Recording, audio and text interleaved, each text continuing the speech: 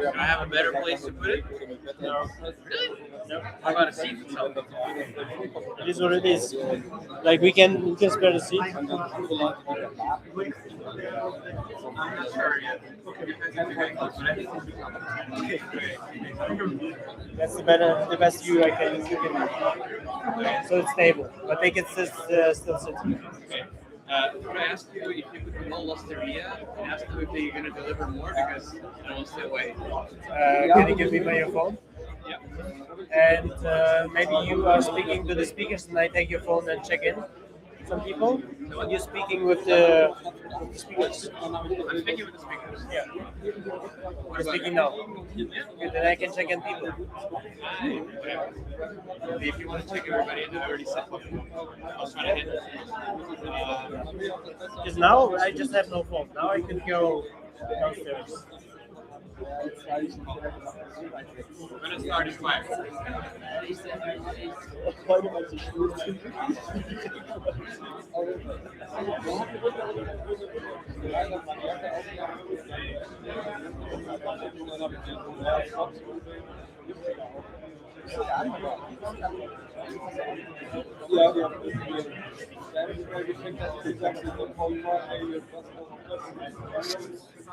Here's also the mic, but it's on.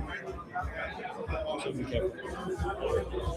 You can turn it off. But then we need to turn it on. Yeah. If it's not red, then Okay. so 35 was in total. I think somewhere there. They don't reply yet? Oh, wait.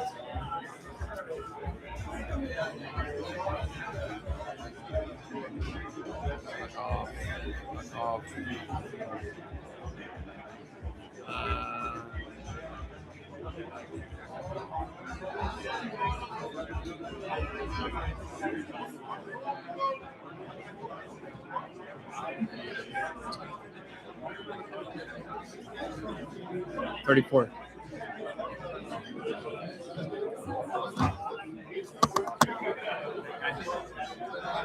Should I turn it on?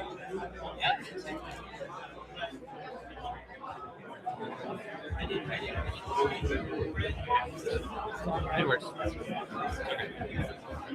Yeah, we'll just have to. No, I just said we would have to join through the ID, and then I will let you know. Because there was not on the screen anymore. Doesn't matter. When do you want to start? Like 3 minutes. Okay. Yeah, probably. Should we already be I ordered 6. They came late. the first one came with like 6, 7 pizzas, like 6, 10. You know, next time I ordered 5. I always do. I always do like a 5. Yeah. Because they come always late. Then by 5:30 you have the piece set up. Okay, should I already bring some people in there or no? Yes, that's true. Okay. We just start slowly. Hey, Alex. How should I connect with that? Yeah, do you have a HDMI? I can. Okay, but you'll be able to connect, right? So you'll just use it probably, and we'll share it like this. Just through mirroring. Just like mirroring. Yeah, I think this mirroring is fine. Okay, perfect. You'll have the mic? Yeah. Yeah, I mean, like, if everybody will be silent, I don't think like mic is necessary.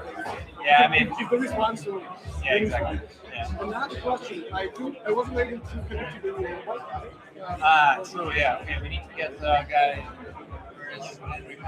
I mean, like, if 5G will work kind of similar way, then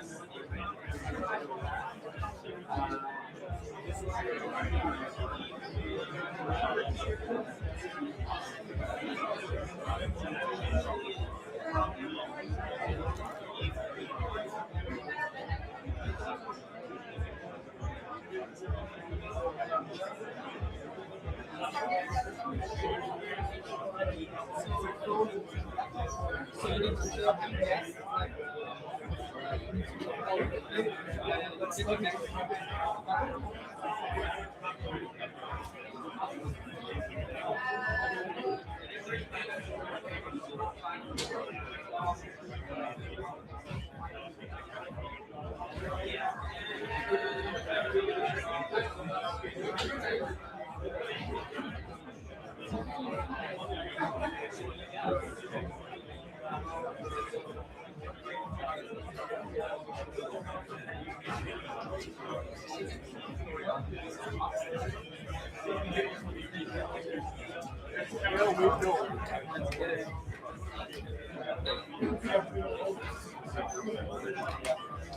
beautiful local course.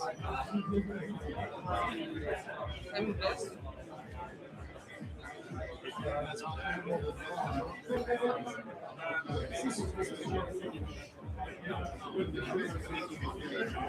Is your name and your email?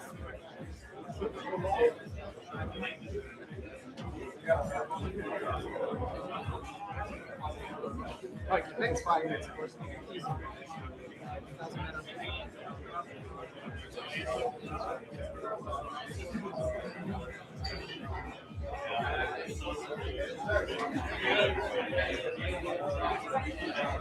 It's a big crowd. Yeah, I'm actually kind of impressed because like, normally I'm not so many people. No? I mean, I've been because of the good sound, good sound. It's not like what? No. You do it like exceptional. Good product, good party. Thank you. I appreciate it. Now you should be able Vlad is responsible for it. Okay. How does this work, right?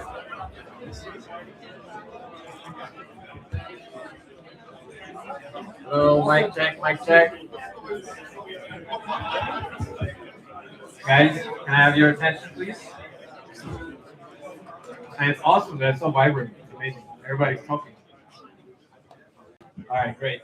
First of all, like with some logistics, grab a seat. You know, I mean, it's very packed. as you can see. All right, yeah, good idea.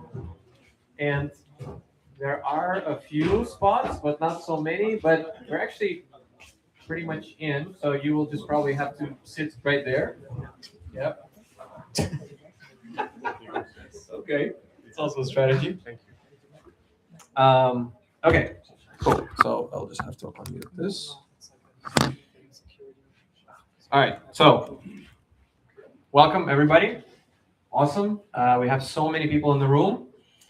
I'm not going to do a lot of small talk because I really hate that stuff. So we're just going to get into it.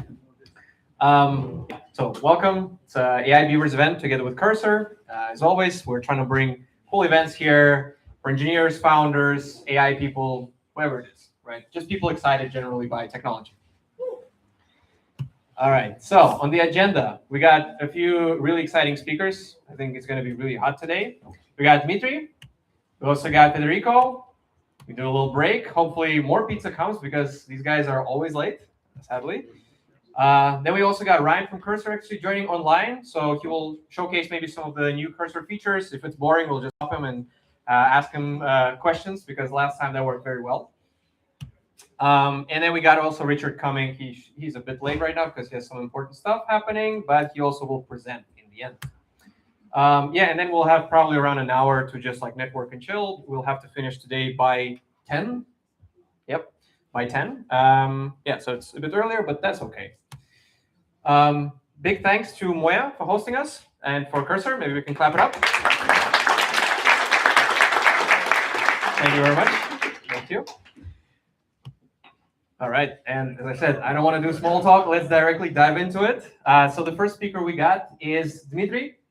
So clap it up for him, please.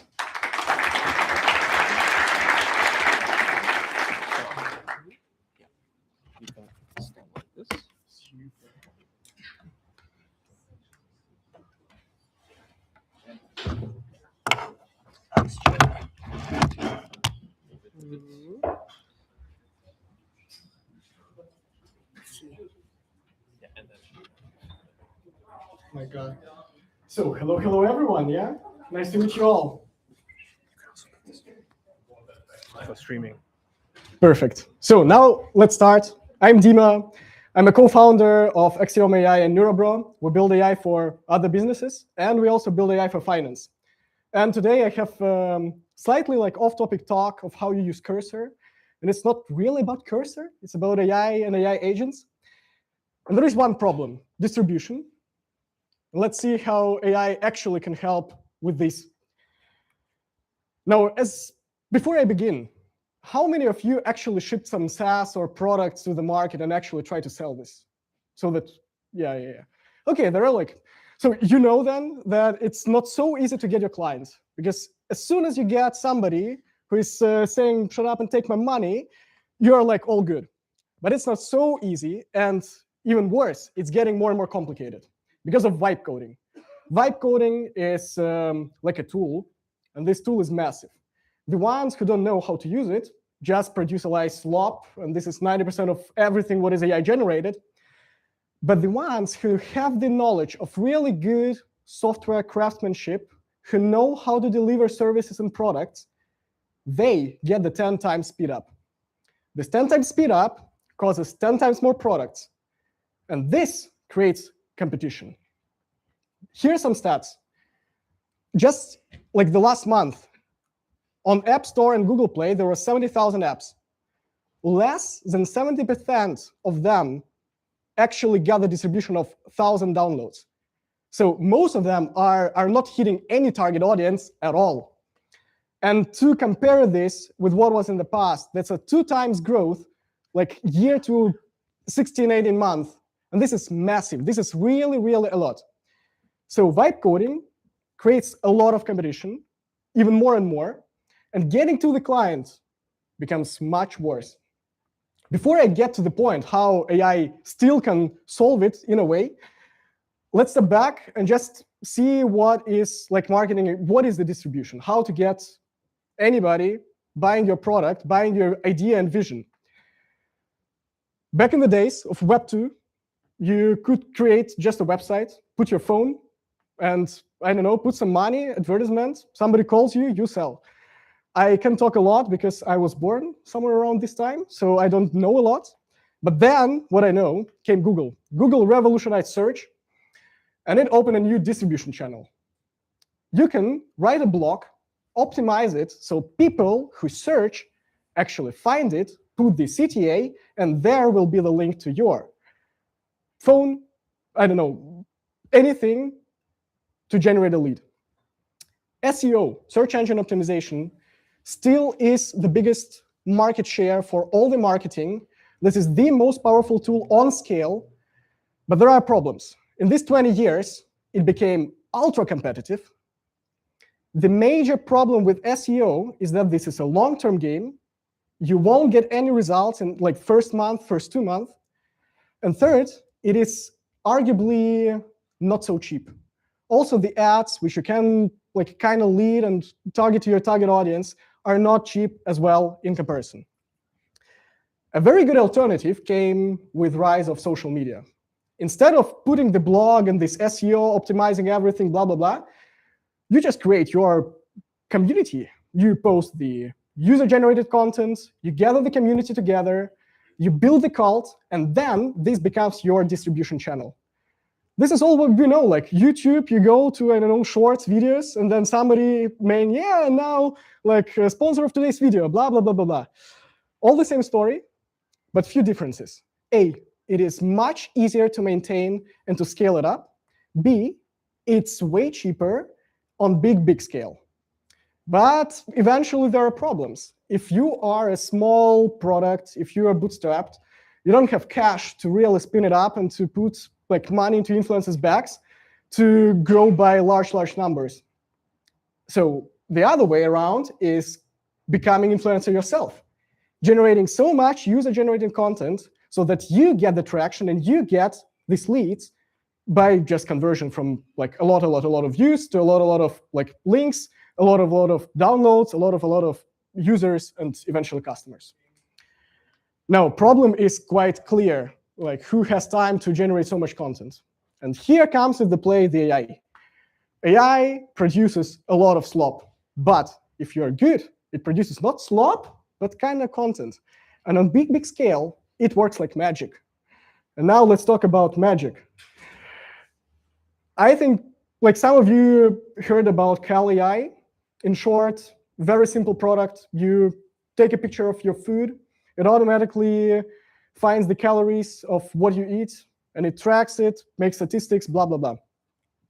They had a wonderful approach of targeting their audience. They had around 100 creators who generated mass of this content. And it wasn't good, but some of them went viral. As they generated the first leads, they put all the money to the actual influencers who opened the huge distribution, and numbers showed the best, 1 million monthly recurrent revenue in 6 months. For this like short time span, this is not incredible, this is nuts, really nuts. Another example is a picture to compare. OpenClaw. Probably all of you already heard on what it is. In short, that's a framework. You build some custom automated AI, autonomous. He's doing his job. And a cool guy on Reddit made a simple test project, so to say. He called it Larry. He gave it, I think, TikTok APIs and some Facebook APIs for Instagram. He put some API keys for generating the videos in short format content. And in just 5 days, this autonomous AI generated 500,000 views. For such a simple input, for such a low effort, this is incredible. And last but not least, I can say about what we are doing at Neurobro. We have kind of a similar approach. We have around 50 creators, and we automate like as much as possible on the content creation side. So all of these 50 creators can push just a lot of it. And this is like some recent stats. In the past 2 weeks, with just like $200 spent, we got around 50,000 views. Of course, that's not your customers. And most of this is just like some slop because this is short format content, TikTok, Instagram. These users just do not stick with your vision. But this is the game of conversion then. It is not the distribution problem, that's a problem of how good your content is. And now, not so much to say, I think it's pretty clear like what I'm trying to deliver. Let's see just like how it could be. Sorry for this huge white screen. I also have not so much experience with Cursor 3. What's it all about?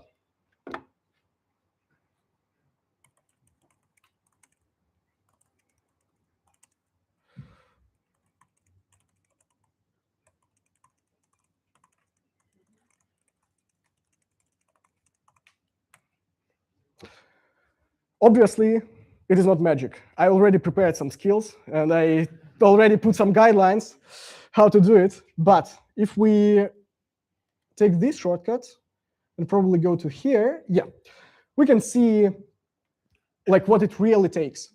Just a few skills, and in each skill, we have just like a guidelines of what you want to see from the color perspective. What is your business about? What are you doing? Like what can you do?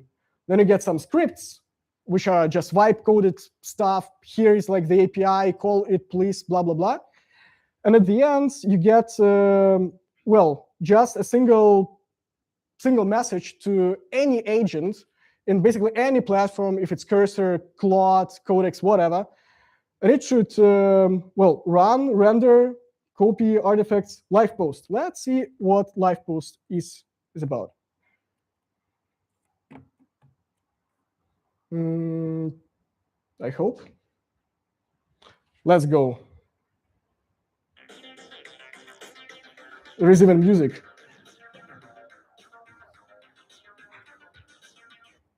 So this is obviously a slop. But if you take in consideration that it took me just, I think, 3 iterations when like the agent asks you about nth verse, then you get that, no, we should like put something in the right corner and something more. It gets you really on a low effort, some real content. The beautiful part, it is really easy to just multiply this kind of content to 50, to 100, to 200. And on this large scale, you actually can get views. You actually can convert these views into somebody who downloads your app, who gets to your product, and who eventually turns into the customer. Now, let's get back and sum it up somewhere. Was it here? Ah, it was here. The clear problem is that because of vibe coding, it is fairly easy to produce some product, to just bring some service to the market. The competition grows. Competition grows, it's harder to get distribution. And in this distribution game, there are still new doors which are just opening and will be opening over and over again until we don't reach with AI something. I don't know what it is, but something. So the opportunities is there. And there are like very good examples of what is possible, and there is no limitation at all. What is the takeaway? Well, just not only build faster, but also ship faster. All the ideas die, not because of problems, not because they are bad. Most of the ideas die because you just didn't really brought them to the market.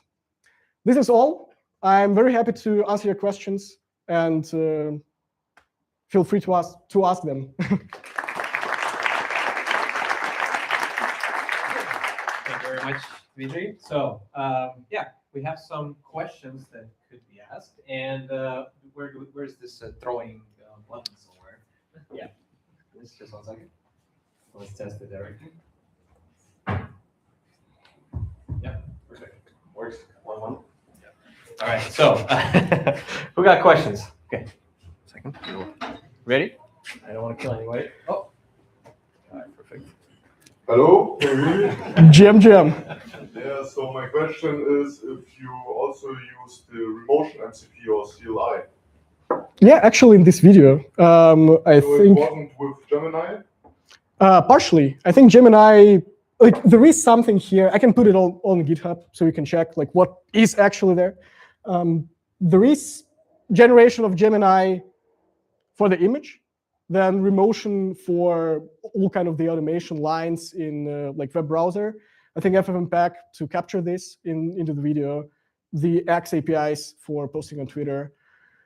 And that's all ran via the Composer, I guess. Yeah, Composer too fast. So that's pretty much of it. Nice, thank you. Who's the next one? Want a trick shot?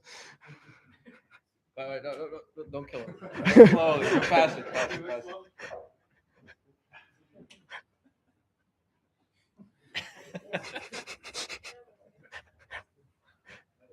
Thank you very much for your talk. And first, I have a question and more like maybe a statement. Question would be, would you share the plugin code from Cursor you just demo? Yeah, of course. Nice. Okay. I mean, Yeah, that one. it's all there. Yeah. Really cool. I will ping you about that. And maybe not a question, but more a statement.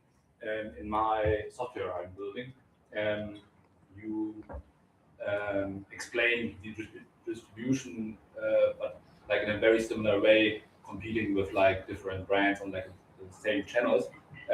What I'm thinking, for example, I'm building like an MCP, and for MCPs there are like completely new marketplaces, such as like the Cursor marketplace, or in GitHub there's like MCP marketplaces. So what I'm trying is to always ping people on LinkedIn and ask my way into these new distribution methods for my software, because there's so less competition and it's really hard to get in there. But maybe would be also like an idea for getting like a more distribution for your software. Yeah, thank you very much for the question. The first like step in any marketing, any distribution is knowing who are you selling, who are you targeting. In our use case, short format content works because these are just retail people, just regular human beings with phones. In the use case where you try to like bring your MCP to the masses, you're targeting developers. Developers are probably in some kind of the forums, such events, Twitter, mostly, even if you're from US. So when you just like abstract to the point, who are you selling to the point, where are they actually, where are they spending time, then you can understand what content do you need. The beauty of all these agents, of all these automations, is that it is super, super easy to plug any skills, any APIs, and let your agent run and iterate like as long as needed. So it is in a way different story because it's a different market. It is much smaller. It has like just many different like commas which are not for the broader audience feasible, but it is all the same story from the foundational layer. I hope I could make it clear. 100%. How many here have already worked with the skills that he has there? Like show of hands, how many? Okay, I haven't. Like, what's the first step to get the skills in there? If not too many people already know. Thank you very much. It is actually what I should have asked at the beginning. I'm sorry about that. But eventually, if you have LLM from a very high like perspective, it's some kind of the API call to some servers around the world. All you care about is your input. Skills, harness, context, whatever other words, it is nothing else but the way how you optimize the input. Skills in particular is a very easy way of really bringing the skills, like certain highly biased things, to your output. In this particular example, these are the skills for generating the content, which is consistent, which follows our guidelines, and etc. So this is a highly biased thing, which won't be produced by like regular slop with a regular prompt. And this is why you need skills. When you have some use case which you cannot really get from ChatGPT window, then you can rub it up in a very, very highly biased thing, like that you envision you are blah, blah, blah. You have this tool, blah, blah, blah. Call it like tra-ta-ta-ta. Pack it in just one file. This is a plain markdown. I think you can also have a TXT or whatever, where you can give the direct ways of executing something on your machine. And this is why I have the folder scripts with the actual like TypeScript code. And that's it. I hope I made it like as clear as possible. If not, like any follow-ups are welcome. Thank you for your question. Yeah. So when you talk about distribution, once you figured out what's the job to be done, like for whom you're building it and why you're building it, would that also be the time when you start generating the content for the distribution, even before you are actually building your product? Thank you for your question. There is like no right or wrong for this question. I mean, you can try everything. From my opinion, from what I've seen, and we've been for 2 years on the market, the best what actually works is selling even before you have product. Get the landing page, vibe code with Remotion that, wow, you killed ChatGPT for a certain use case, then find who is this use case, make, I don't know, 5 AI agents who post every 30 minutes some kind of the like semi-slop, add one more codex who actually analyzes the traction and gets like the understanding what is generating more leads, let them work for a week. And as you get the first like emails that, oh yeah, actually I have this problem, like what is the cost? Then you can start building a product. This is awesome. I mean, this is a complete lying, and I don't like lying. I think lying is bad, but this is how business works. And I think this is the best from what I've seen. Thank you. Thank you. Sorry, man. Should I go first? Yeah? No, you go first. Okay, thank you. I'm using my agents right now to consume the internet, and I guess I'm not the only one, but still an outlier. So I'm kind of wondering if in the future we would all use agents to interface with the internet, any service. So would you then say, well, I'm just wondering, how would you sell a business to agents? Oh,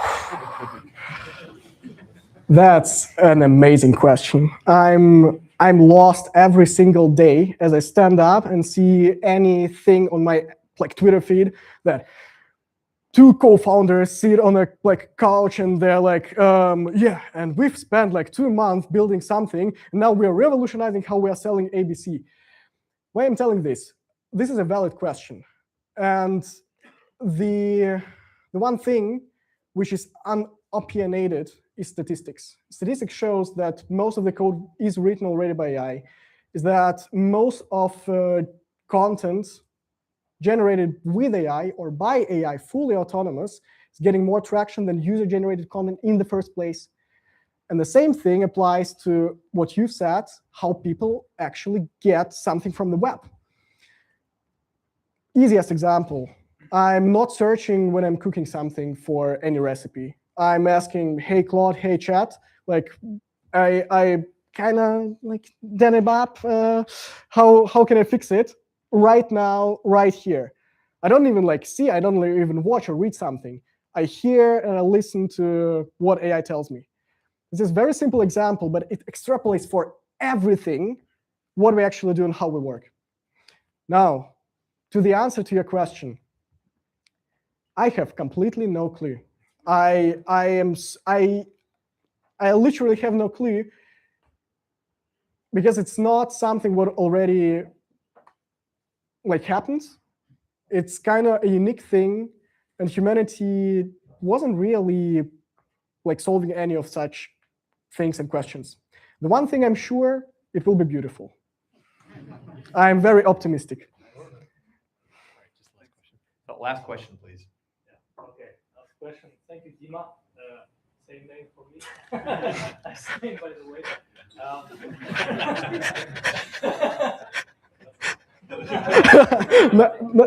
Nice to meet you, Dima. I would be interested in your standing on, since AI is also kind of a trend, but lots of developing potential. But maybe I for myself compare it a little bit to drop shipping, where concurrence was really low at starting point. And same is also for live coding and probably also marketing with agents. Maybe do you have some kind of a future prediction when you think about these things?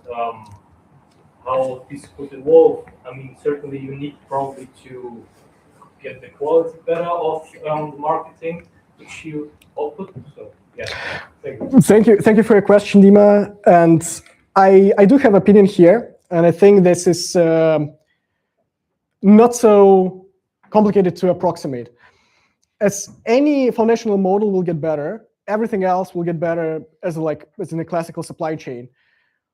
The products which you actually use for coding nowadays, what is most probably Cursor, surprise, surprise, Claude Code, Codex, Copilot, basically everything from the stack. They are nothing else but a very smart way of handling your context and putting these to these foundational AI models. It will get eventually better and better. And what we've seen in the past 6 months, from Claude Code, really nice niche founding of sub-agents orchestration to separate the smaller contexts, everybody is now doing agents. You have it in Cursor, you have it in Codex, you have it everywhere. In a similar way, because of the competition, everything will converge to one single point. You have 10 different flavors. You can choose whatever you want, but it will be eventually the harness which optimizes the context for the foundational model.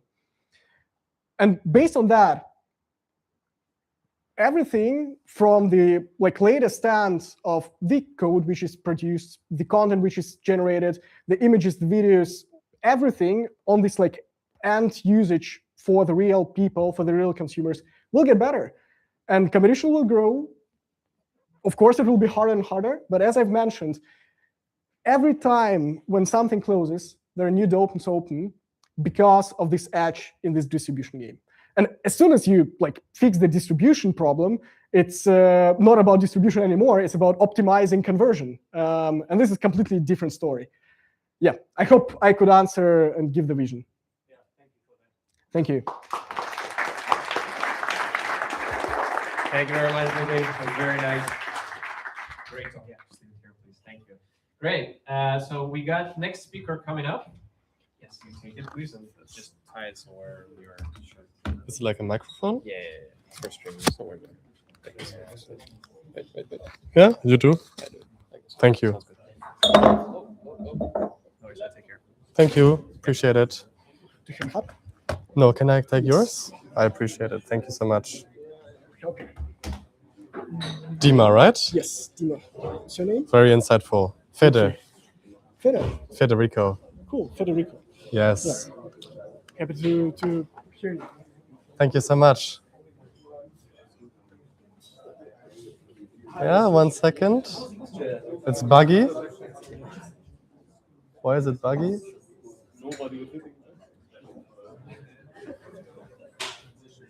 Okay. Hello. Let's get started. So I'm Fede. Nice to meet you. Thank you for giving me your time. And today I will speak about how you can use tools like Cursor and Claude Code for things that are not coding. Because I use Claude Code like a maniac. I use Cursor like a maniac. As you can see there, last year I was top 0.8% of Cursor users, burned through lots of tokens. But most of the stuff I do is actually not coding. So that's the interesting part. So one sentence about me. I'm from Hamburg. I built a startup here in Germany. It's called Scale. We basically did like AI SEO, or you can call it geo services for startups and SMEs. We scaled to 600,000 ARR, and it's working pretty well.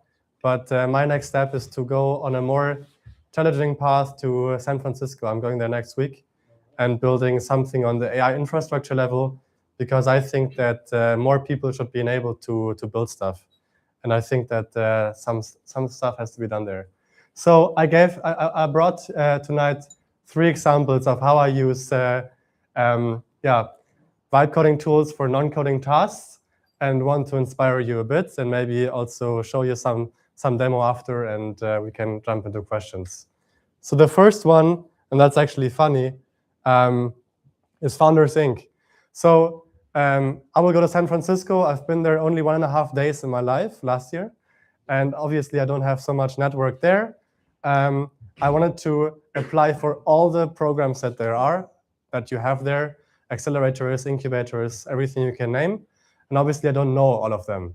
So what I did, I dispatched some agents doing some research, but didn't stop there. So these agents, for me, with my context, like I have a context repo on GitHub, which has my resume, all information about me, I actually went on the browsers and did the full applications. So at some point, I got some invites for some calls, and I was in the calls. I got into Founders Inc., which I never heard of before. And the guy in the call was asking me, like, what do you actually know about Founders Inc.? And I was like, I think you're a hacker house. Yeah. And that was basically everything I knew. But it worked. I don't think that's a suggestion I should give you. I think you should always prep. But the point here is, like, this whole task of finding all those incubators and accelerators, and then like doing the application process and everything, it would have taken days, if not weeks, because it's so much work that you have to do. And if you give the right tools to Cloud Code or Cursor, you can have all of this done for you. And I think, yeah, I'm not sure how many of you are using the tools in this way, but I think if you don't, this should be something you should consider. Another example, I will also share the setup with you, because some of you are actually like more in the developer direction. So what did I need for this? Obviously, I had Gmail connected as an MCP, because it needs to read my emails. Obviously, if I sign up, it has to approve the email to create the account. When the thing is submitted, maybe I have to prove it as well. And to track my application processes, my email is also required. It needs the browser access to be able to actually use the UI to run the application process. And it also needs my context vault. It's called Context Vault. It basically connects to my context repo on GitHub, which has pretty much all my information. I hope nobody gets to it. Another example, yeah, so my co-founder was doing finance. And last year we had more than 3,000 transactions. And yeah, so obviously it takes, like in Germany, for each transaction, for the Finanzamt, for the financial authorities, you have to always submit invoices. Obviously, we didn't know that. So at the beginning of this year, we realized that we have lots of work in front of us. So what we did was we did like an export of all transaction data from our banking provider, which is called Phenom. And then we actually had another scraper that would go through all the Gmail inboxes of all employees. Okay, GDPR, we don't talk about it. But we basically just downloaded all attachments and had AI running over them to see if they are invoices and extract data and basically match them against the transaction data. And that way, we found like 70% of the transactions, we had them covered. So this saved us almost like a week, 2 weeks of manual work of going through everything. And it was amazing.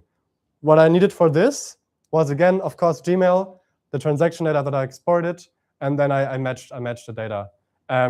Yeah, so I think this also gives you a good clue of how this can work. Obviously, like when we had to upload the transaction data, then our banking provider was the bottleneck, because you cannot just say like, please connect this invoice with this transaction. We had to do this on the UI.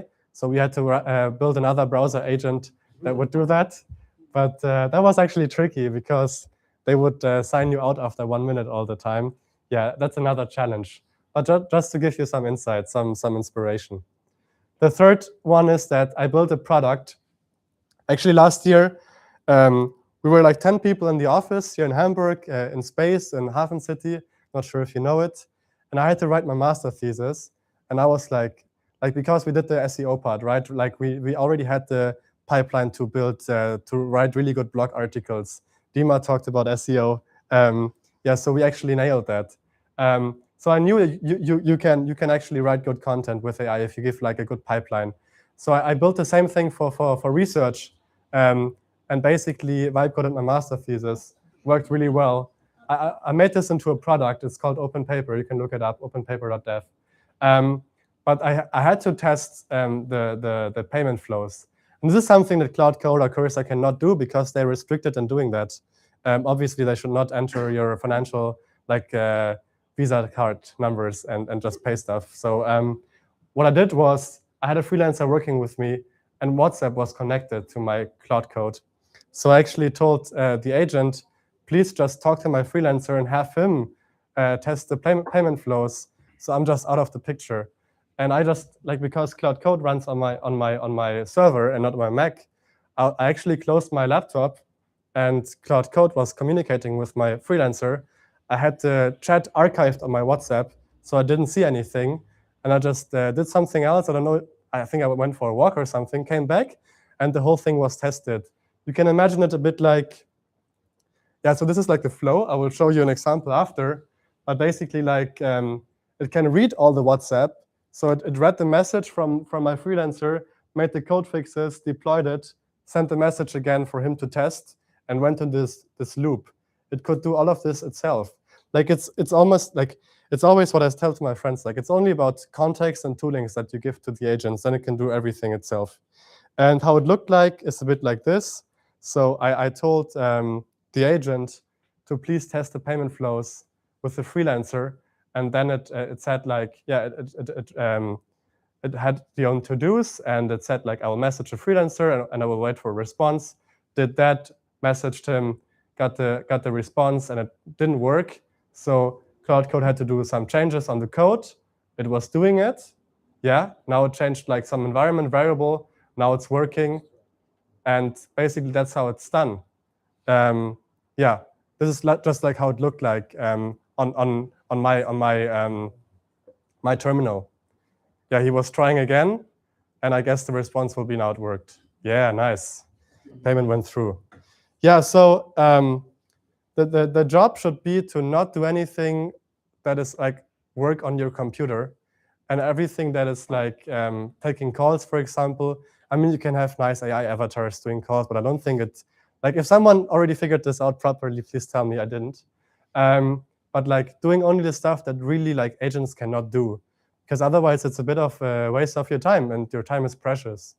Yeah, what Flume's mission is to make it very simple if you build agents and build any apps and automations in Cursor or Cloud Code, is to make them production ready very fast. So our idea is to make everyone like power users of AI vibe coding. Right now, there are only like 10 million vibe coders in the world, and I think that's not a lot. And I think most of them are still developers. And if you compare this to like 2 billion office workers in the world, I think there is a huge gap that we have to fill. And I think everyone that doesn't work agentically kind of yeah, loses time every day, and I'm very sad about that. Yeah, so here's my QR code. Happy to connect on LinkedIn. I will quickly show you my context repo, because maybe you might be curious. And we will ask Cloud Code what it knows about me and about my last WhatsApp chats. So whoever wants to scan, but I will also show the QR code after the quick run-throughs again. Yeah, so don't worry, I will show it again. So my context repo has like different folders. Applications, brand, content, CV, infra, legal, partnerships, pitches. Yeah, you can take screenshots, go for it. Even travel, like my context repo knows like what kind of travel destinations I like.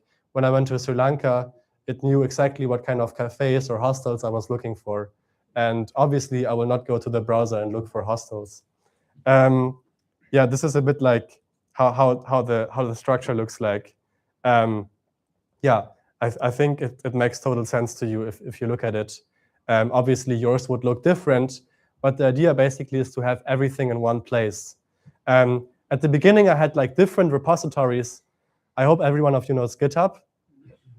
If someone doesn't, they can raise their hand and I will do a 1 minute, sentence explanation. No, but everyone knows what GitHub is, okay. In the beginning, I had like different repositories for different stuff. I had like one travel repository and everything. But actually, that's super stupid because it's so hard to maintain. And your agents should find it very fast. So now it's like default for the agents that I have to just look in this context repo. It's one repo and not different ones. This is like a huge learning I had. And yeah, last thing on my list was to show you what Cloud Code knows about me. Obviously, you could do the same exercise with Cursor. And I'm asking here, like, what do you know about me? Tell me everything. Obviously, I'm saying, like, please leave out some sensitive stuff. I'll make it bigger. And just to give you an idea of what Cloud Code knows about me, and then you also get an idea of, like, why it works different for me as compared to other people that don't give so much context. And I don't know why it's taking so long right now. But that's the demo effect, right? Don't be funny. Yeah, so it knows where I went to university. It knows what I do. It knows what projects I worked on. It knows where I'm from. It knows what's my tech stack. It knows how I like to communicate. Obviously, it also has a large CloudMD with rules of how it should operate. It even knows my design taste. There's much more stuff. We can also say, like, please, 1 second. Why is spokenly off? Please also give me the last WhatsApp and Gmail messages. Again, please leave out confidential stuff.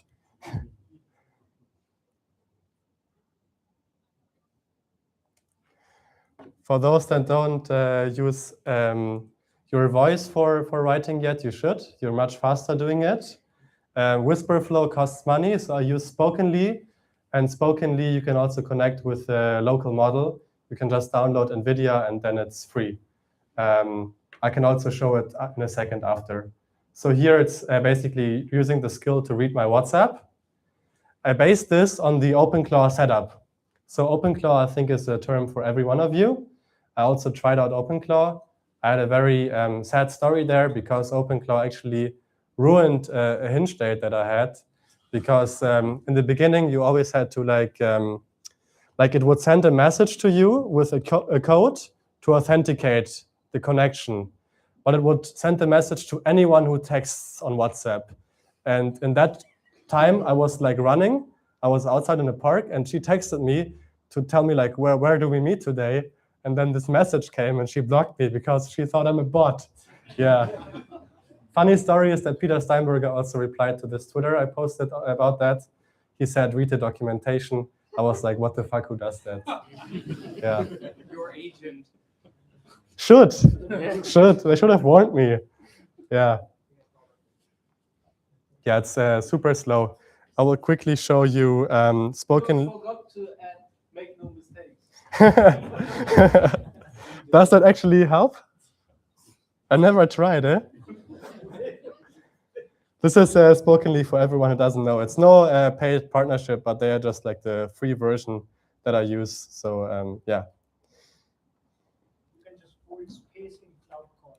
You can just hold space and it wipes the text. You can hold the command button. Just space. Hold the space for 2 seconds. Space. Enable it, but basically it's allowed to activate it voice. This is a new feature for Cloud Code? Yeah. Wow, I didn't know this. Amazing stuff, yeah. I'm also. Does it now work into like multilingual? Because I had lots of trouble switching from English to German. I speak like 4 languages at the same time. It does a good job? Yes. Okay, good. Thank you. This is just to show you that I can read everything from me, like all the messages that interact with me. It can read, it can also send messages. Sometimes it fucks up, but this is something that you have to bear with. And yeah, I think now it's time for questions. I will again show you the QR code for whoever wants to scan it. And yeah, looking forward.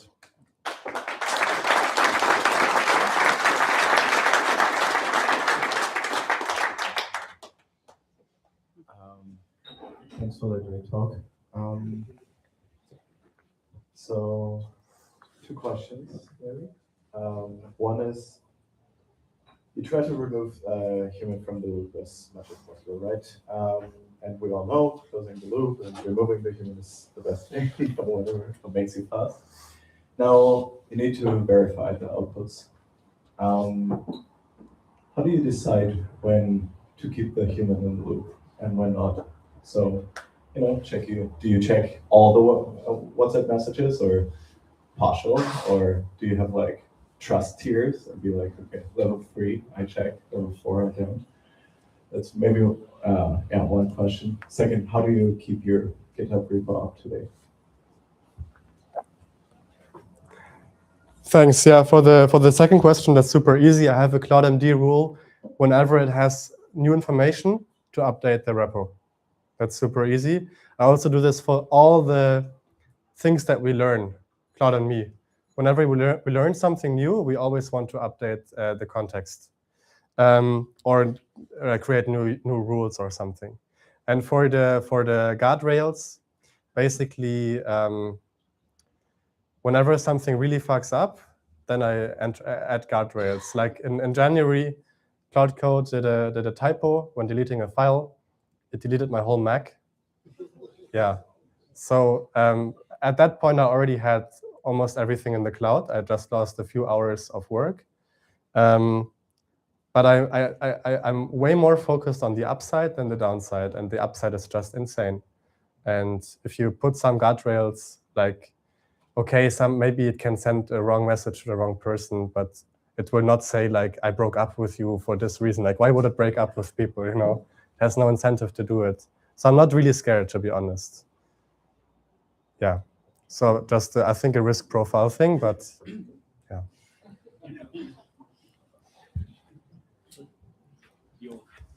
So my question will be, because you showed in the beginning the ranking, and I'm not here to complain, but it's my number one concern why I came. I was like, fuck yes, I will come.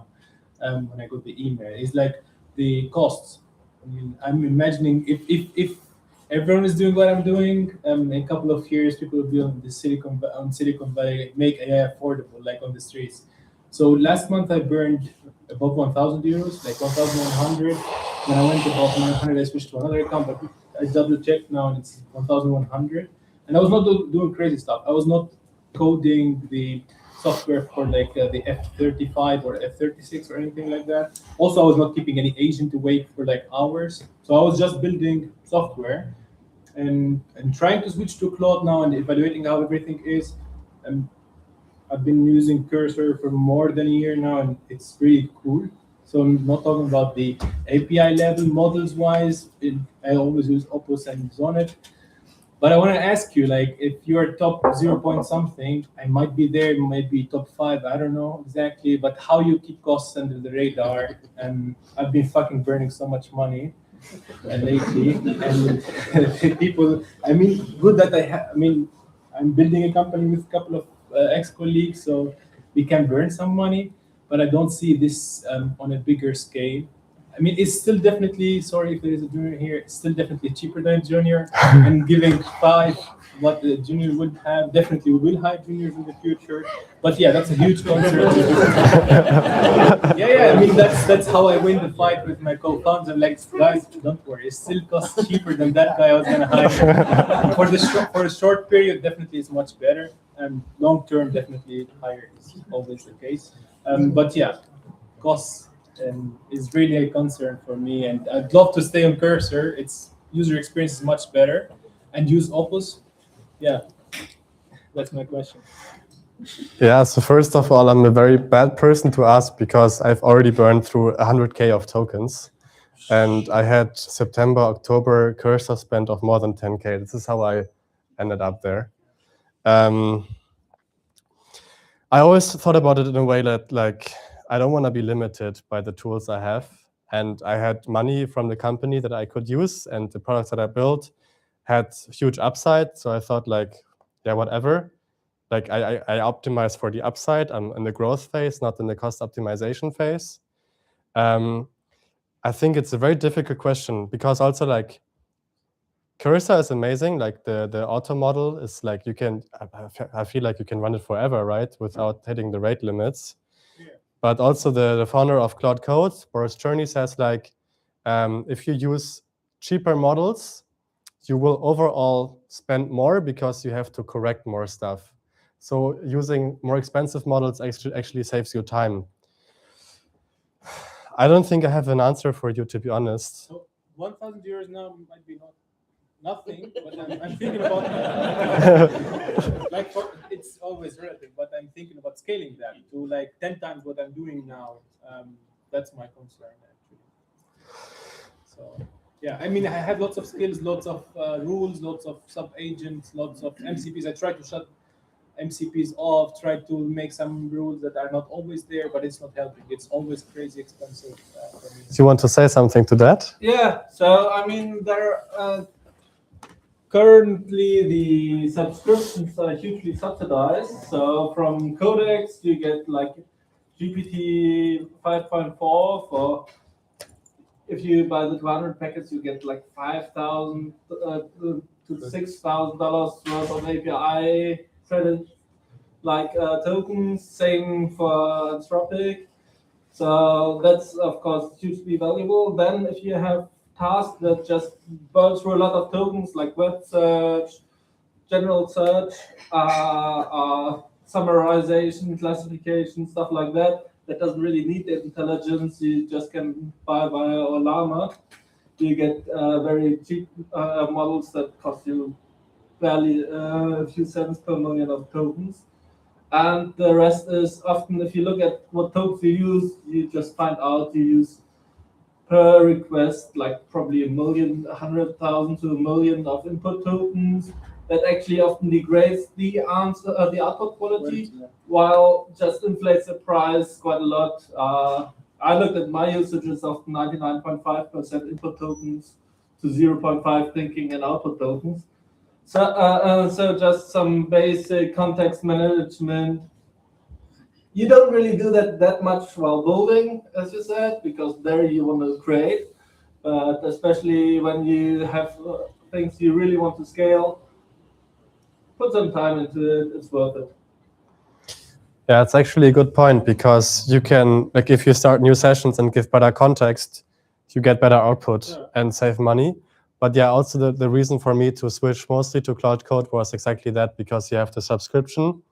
So with $200, you can get so much spent. But you can also use Cloud Code or Codex in Cursor, something that many people do. Yeah.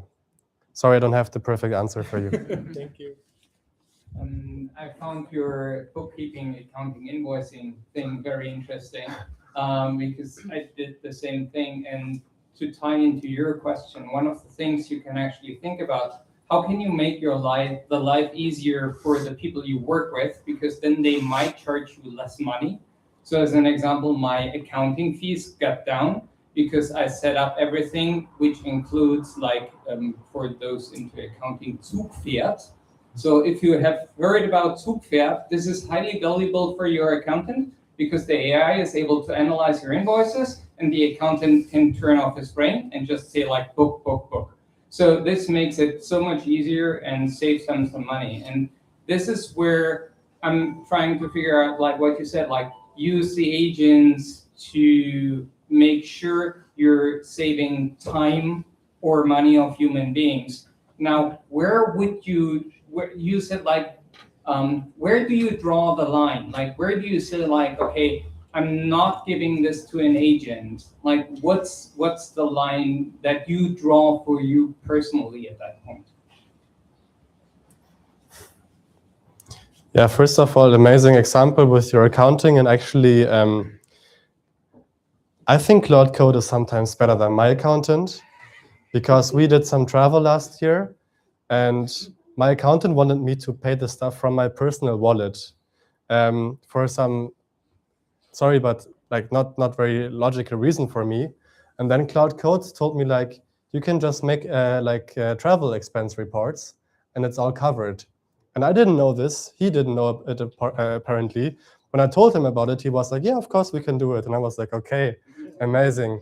But it's like, for that reason, it's amazing to have Cloud or Cursor like agents with you, because they just know more. Same for some legal stuff that I faced. Actually having the agents have all the context and read your documents is amazing, like really amazing. And yeah, where do I draw the line? I don't know, because the next startup I'm building right now, it kind of was not my decision to build it. It was the agent's decision.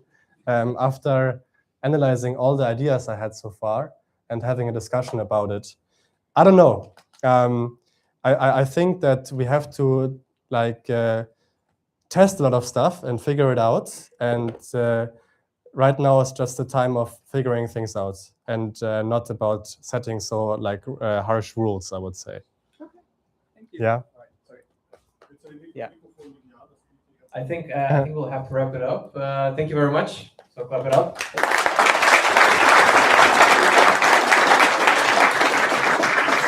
Okay, perfect.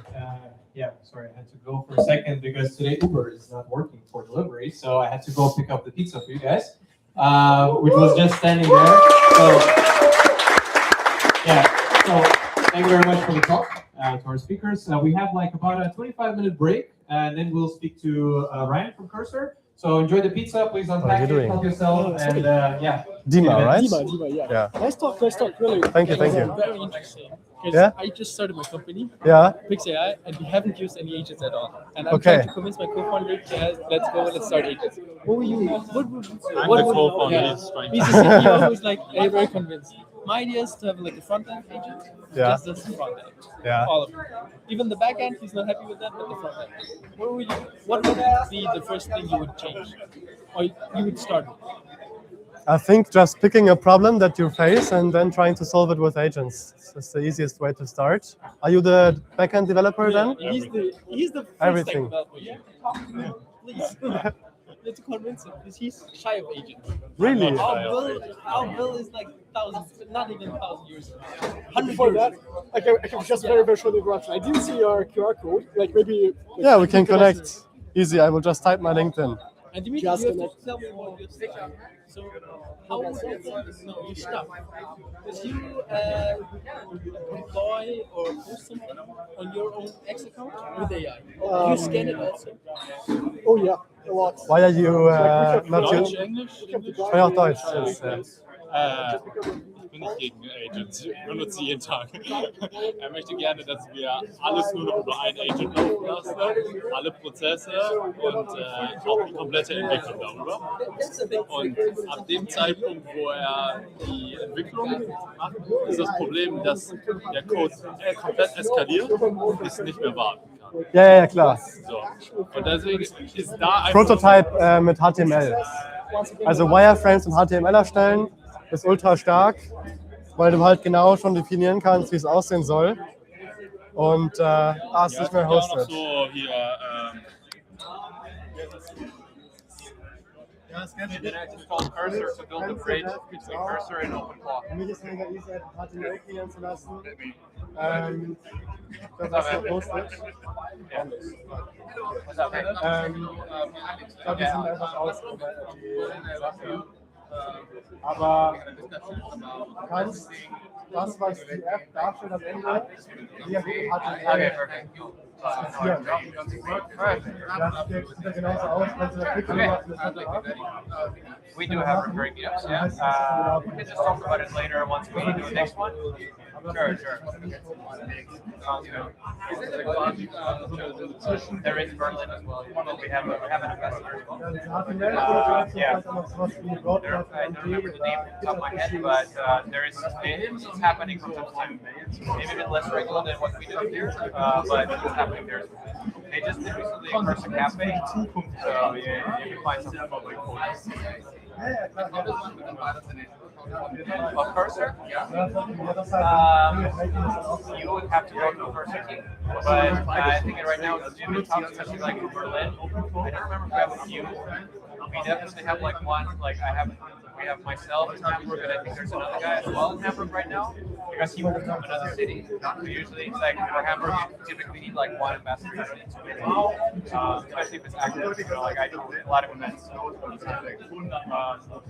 Yeah, but honestly, like there's an ambassador program. I can try applying, but I can tell you that it's not going to be high likelihood right now, because it's been some time that ambassadors have been in place already. Yeah, there's like some other programs, some other. Yeah. Very good.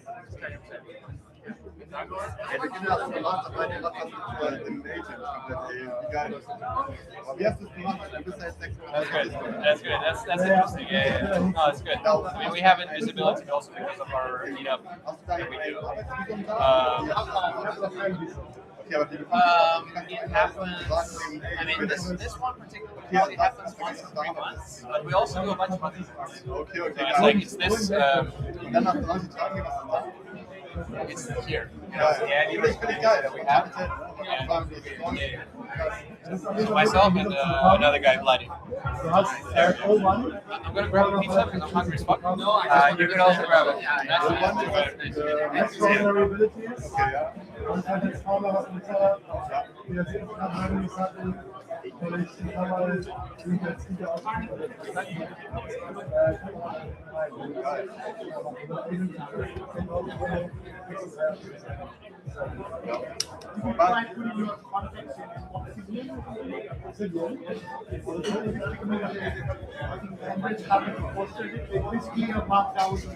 same that we had it before, but we have in UI, it seems with other things. So there's no version control that you can access. Kind of cool UI on. Okay, I heard about it, but I haven't tried. I actually have the same context right now. Yeah. It prepares a graph of your one because you mentioned one error and then it goes No, it's really simple. Just local file based on click app. Then you can connect that into the cloud code. But here you have to commit all the time.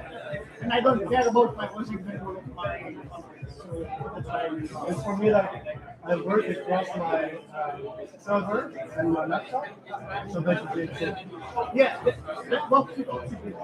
Okay, maybe I should try the question is what is the benefit of it, and do I really care about it because we can yeah, maybe. What are you building? I'm asked that 5 patents on articles. 5 the patent and patent window. So patent after it went viral. A couple of posts on Twitter and I have to move on. How's it going? It's really nice. It's been 2 years. I just launched right after the chat thing. So just set up in like 10 minutes or something? We can relax for a second. Relax. Ich darf mir stehen lassen, wie du gemacht hast. Ja, mega korrekt. Voll ja, Ehre. Deswegen lassen wir dann tatsächlich da, ich zeige dir dann mal einen Spot. Genau, wir müssen nur aufpassen, dass wir nachher die Spiele wieder nicht verlieren. Fenster dazu, Licht aus. Ach, das kann man sich dann rausschmeißen. Du musst vielleicht noch ein bisschen extra Geld ausgeben, beispielsweise um Messer reinzuhauen. Das habe ich auch gehört, die halt Beiträge drauf überlegen, weil ich mich auch immer gerne erleben habe. Und ich habe so viele Möglichkeiten. Nach jedes Jahr der Stream-Kanal gemacht hat, ja. Und ich habe auch keinen Weg gefunden, aus der ganzen Geld bezahlt, wie ich da das ist dann das, was ich jetzt habe. Man muss halt diese ganzen Beiträge haben. Man hat das so, ja, okay. Kannst du ja auch noch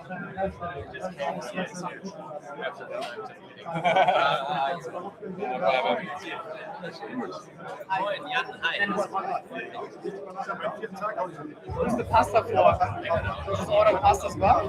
for this with someone. I remember in the last meetup, someone said like gluten-free and whatever. I was like, whatever. I just repeat it. Love it, love it. I'll grab some pasta. I think everyone's afraid. It's my chance. Go for it.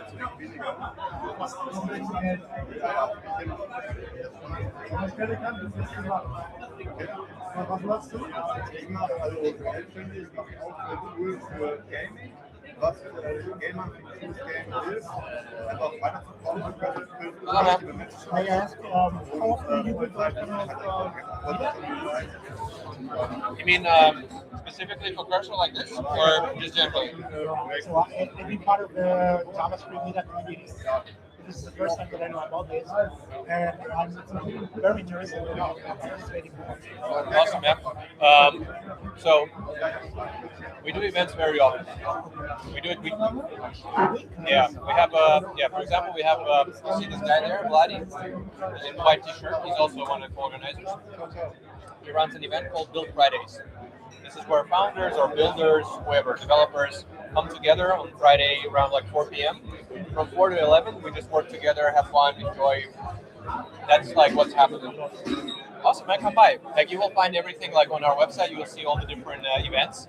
And on the meetup, it's always up to date. So you will see exactly what's happening where. Like tomorrow, we have another one. You know, I think tomorrow is Friday, right? Yeah. So then tomorrow we have another one. Oh, yeah.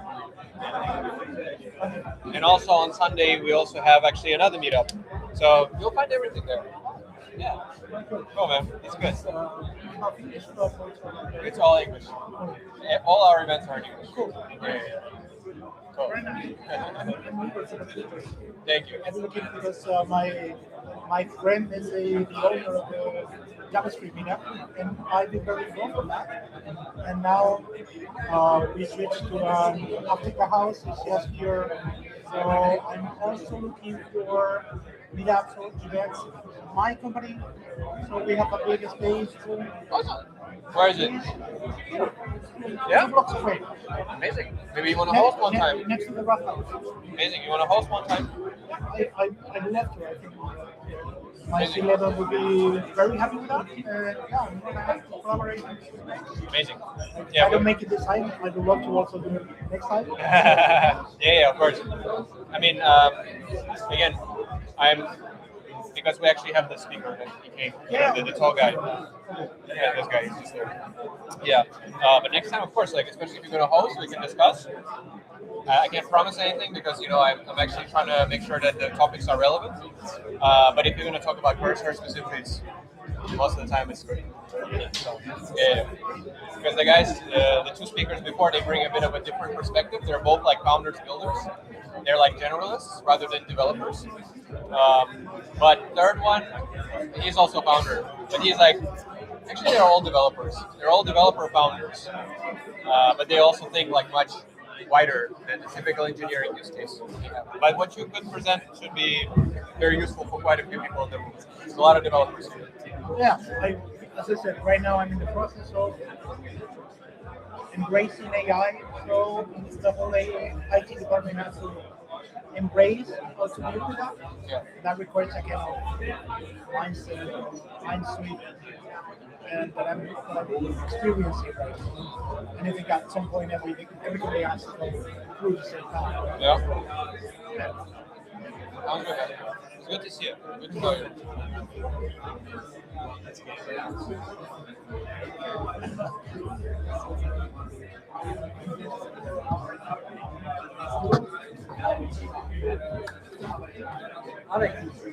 Hey, what's up, man? Hi, Soul Guy. Hey, what's up? What's going on? A couple weeks ago. Yeah. How's it going, man? It's going great. How is it? Are you happy? Are you satisfied? Sorry, I didn't want to interrupt. No worries. I'm not satisfied because of the fucking pizza. So I had to go bring my wife here quickly, go by car, and do the delivery that Uber was supposed to do. Yeah, but it's fine. Good, cute, cozy. And you? How does it feel for you? I mean, I just came back a week ago, and I'm still adjusting. But it's fantastic. It's wonderful. It's such an interesting crowd. And the people are really open-minded. So everybody's like, hey, who are you? What are you doing? Etc. Usually when it comes to stuff like that in Germany, it's rather tight knit. Yeah. That's pretty cool. Yeah, That's good, man. I'm really looking forward to what Ryan has to say. Yeah. Me too. I have no idea what the fuck he's gonna say. Yeah. This is the third time you organize it. Yes. Yeah. I mean, like specifically, like event like this, it's third time.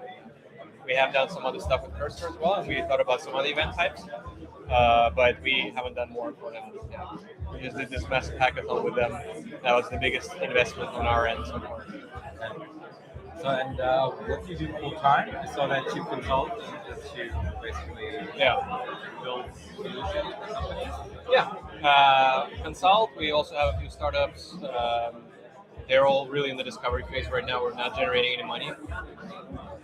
Trying to see where this community goes because now we're just expanding very aggressively. Like now we just entered Romania, Turkey. Just today I spoke to someone from Latin America, so we're also entering there. So we're just really expanding the community, and now we start having actually proper big companies reaching out to us wanting to sponsor us. So it's like first time. I'm very happy. Hopefully we'll sign some long-term contracts, and that could also give us some money so we can continue experimenting in terms of startups. Because we just need some runway, and that's it. We've been just investing heavily of our time, and that's it. But now it's like we need to get some money out of somewhere. So the consulting business, is that running? Yeah, it's running, but it's very passive. I haven't been investing in it so much. It's just like people know me from community. They recommend me inside of companies, whatever. So I come by, I explain to them what I know. Because I'm a generalist. So I'm not like a developer or a product people. My specialty, I'm a product person. But I turn technical, so I'm really like an all-arounder at this point. And I just teach them like the mentality more, or like help them with transformation. Especially like we mentioned about like this non-open-mindedness. It's very typical, especially for corporations here. So I come, I explain to them, I get them excited, hyped up, give them some best practices, and that's it. And then they let go from that. But as I said, it's quite passive. We're trying to turn it into something more recurring, but it's tough. Consulting business is also competitive. And we still can't focus for shit because like my co-founder is building 3 fucking things in parallel. I'm building a bunch of shit. It's like it's always a problem, you know. You have to kill your darling. Yeah, that's tough. But I had last week. I was like, that's it. I'm stopping all of these side nice cute things that I'm doing and focusing on what matters. That was good. That was a good feeling. We get so much shit done in one day direct. I was like, oh my god, this feels good. That's the thing. I mean, if you like once you declutter everything, then you actually see the vision.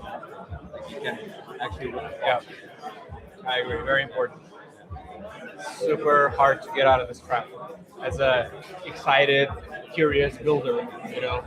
Yes, shiny object syndrome. I suffer from the same thing. Yeah, for sure. Yeah. That's cool. You're located in Hamburg, right? Yes, sir. Yeah. You too? Yeah. Nice. Where are you from? Russia. Russia? Yeah. How long have you been here? Oh man, sometime like 9 years maybe, or something. Yeah. And you? I was born and raised in Berlin. Okay. But I moved to Hamburg like 8 years ago. Came for the job. Fell in love. We got a kid, and now I'm really happy that I'm here. But I'm in Berlin every other week. I still have my partner there. My partner is there. Most of our clients are there. Got it. Cool, man. Sounds good. We need to meet up for coffee one day. I mean, now it's a bit stressful environment for you. Yeah, it's okay. I'm used to it, man. After this hackathon, nothing is stressful really. But yeah, sure. We can catch up. We can talk. Sure. Okay. Have a good one. It's a pleasure.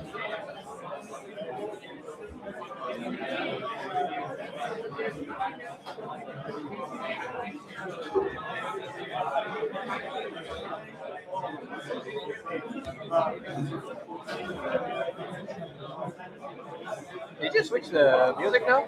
Maybe we need to continue it for now. Is it okay? Yeah, I guess like we'll get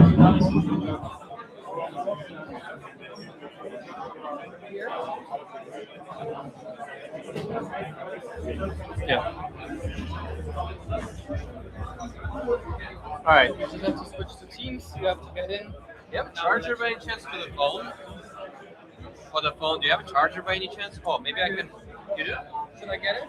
Like, If it's far, no worries. I will just take it from here. Okay.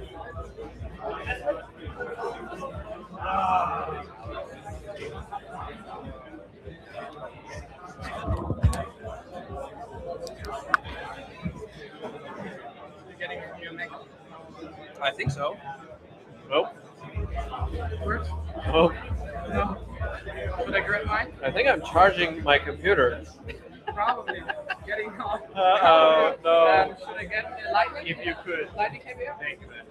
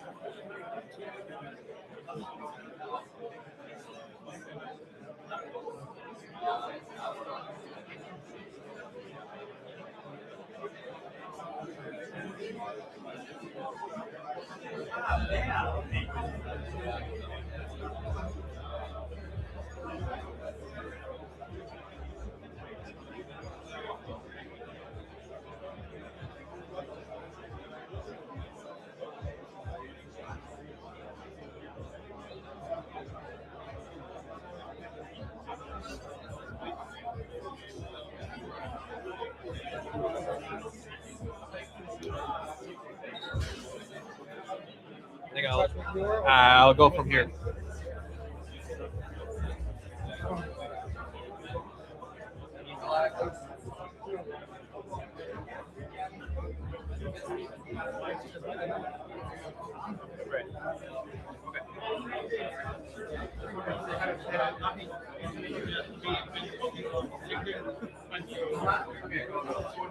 Yeah, wanted to present today, but couldn't get the meaningful Yeah, exactly. No worries. But it's meaningful. Yeah, Alright, I go to the back.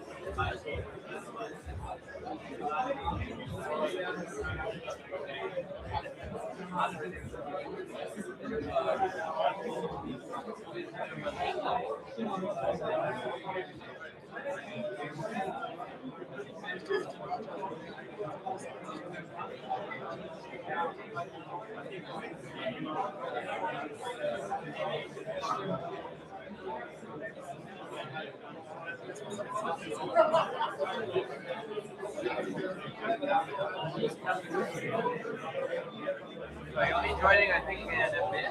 Okay. We can start bringing people at like 9:58. Are you joining us?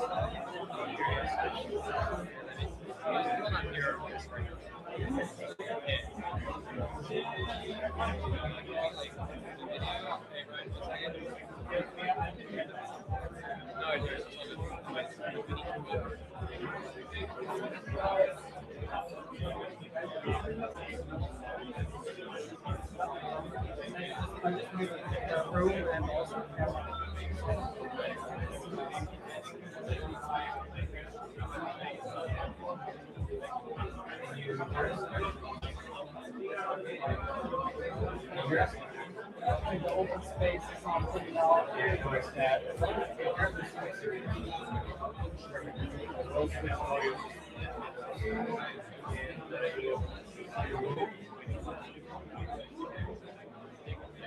to be a bunch of people here right now just having a break.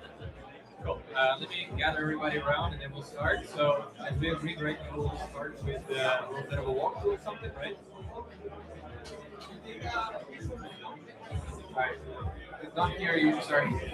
I don't hear you a bit, but I will hear you in a bit. Just because we have this delay.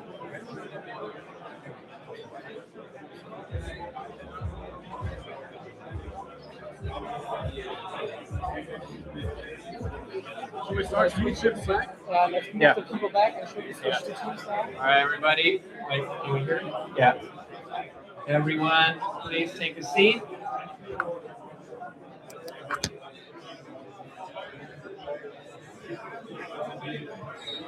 Everyone, please take a seat. We're starting our next round. Everybody, please take a seat. Seat, everyone. We're starting.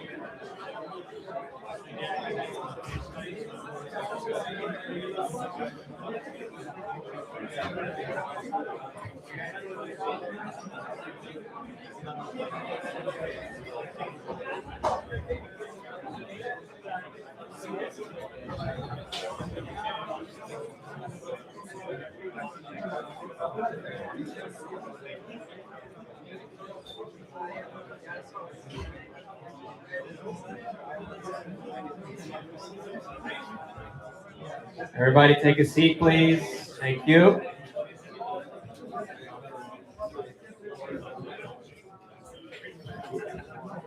Okay, so you will... They can see it. Ah, perfect. Yeah. Okay, great. And this thing should also be working. 1, 2, 1, 2. Yeah. Nice. Great. Should work. Okay.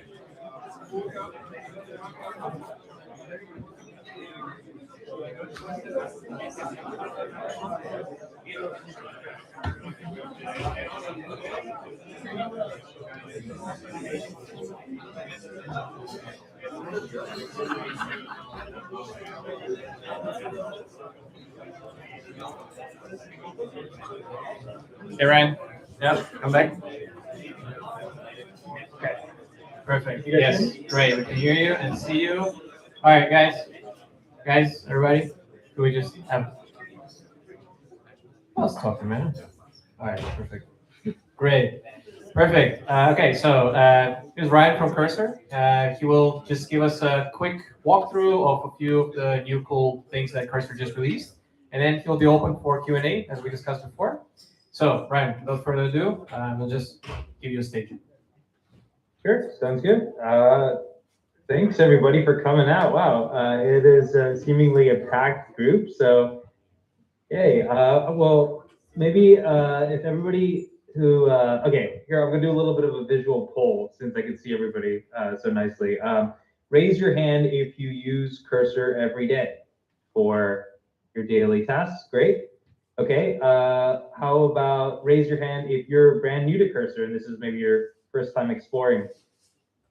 Okay, so some folks that, so it seems like everybody's familiar, so great. What I'm gonna go through today are just a couple of features that we just released. Gonna talk through our new agent-first interface called Cursor 3, formerly known as Glass. Talk through some of the benefits, some of the cool things you can do with Glass.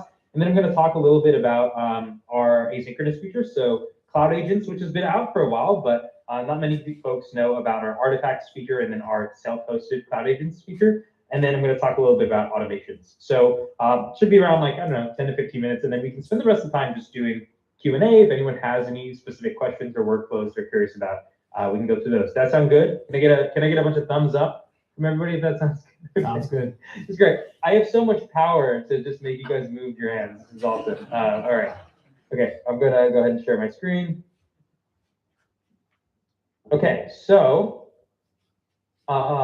here I have Cursor open on an application of mine, very serious enterprise application. It's an app I made called Cat Stats. It's a very basic app, Python, fast API backend, Vue.js frontend. Pretty much an app I built to find adoptable cats in Brooklyn. I have 2 cats at home. I'm obsessed with them, probably to an unhealthy amount. So I made this app to try to find more cats. And so pretty basic, has a feature page, has a filter that I can filter down by various features, and then also has a stats page, hence the name Cat Stats. So if anyone wants a cat from Brooklyn, let me know. I can have one shipped over to Hamburg for all of you. Okay, so this is kind of a basic thing, so just want to give context for the app. What I want to show here is another way to view your application within Cursor. So here I'm in kind of the default interface, the agent layout, but there's another interface that you can view Cursor in now. So here, the focus is more of your synchronous local workflow. You're doing agents on your computer. You have parallelism in terms of the ability to launch multiple chats locally. But with our Cloud Agents feature, we now have agents that can run across multiple services. And so this was the motivation behind our Cursor 3 interface, aka Glass, that allows you to have a single pane view across all of your projects and all of the kinds of agents that you have running.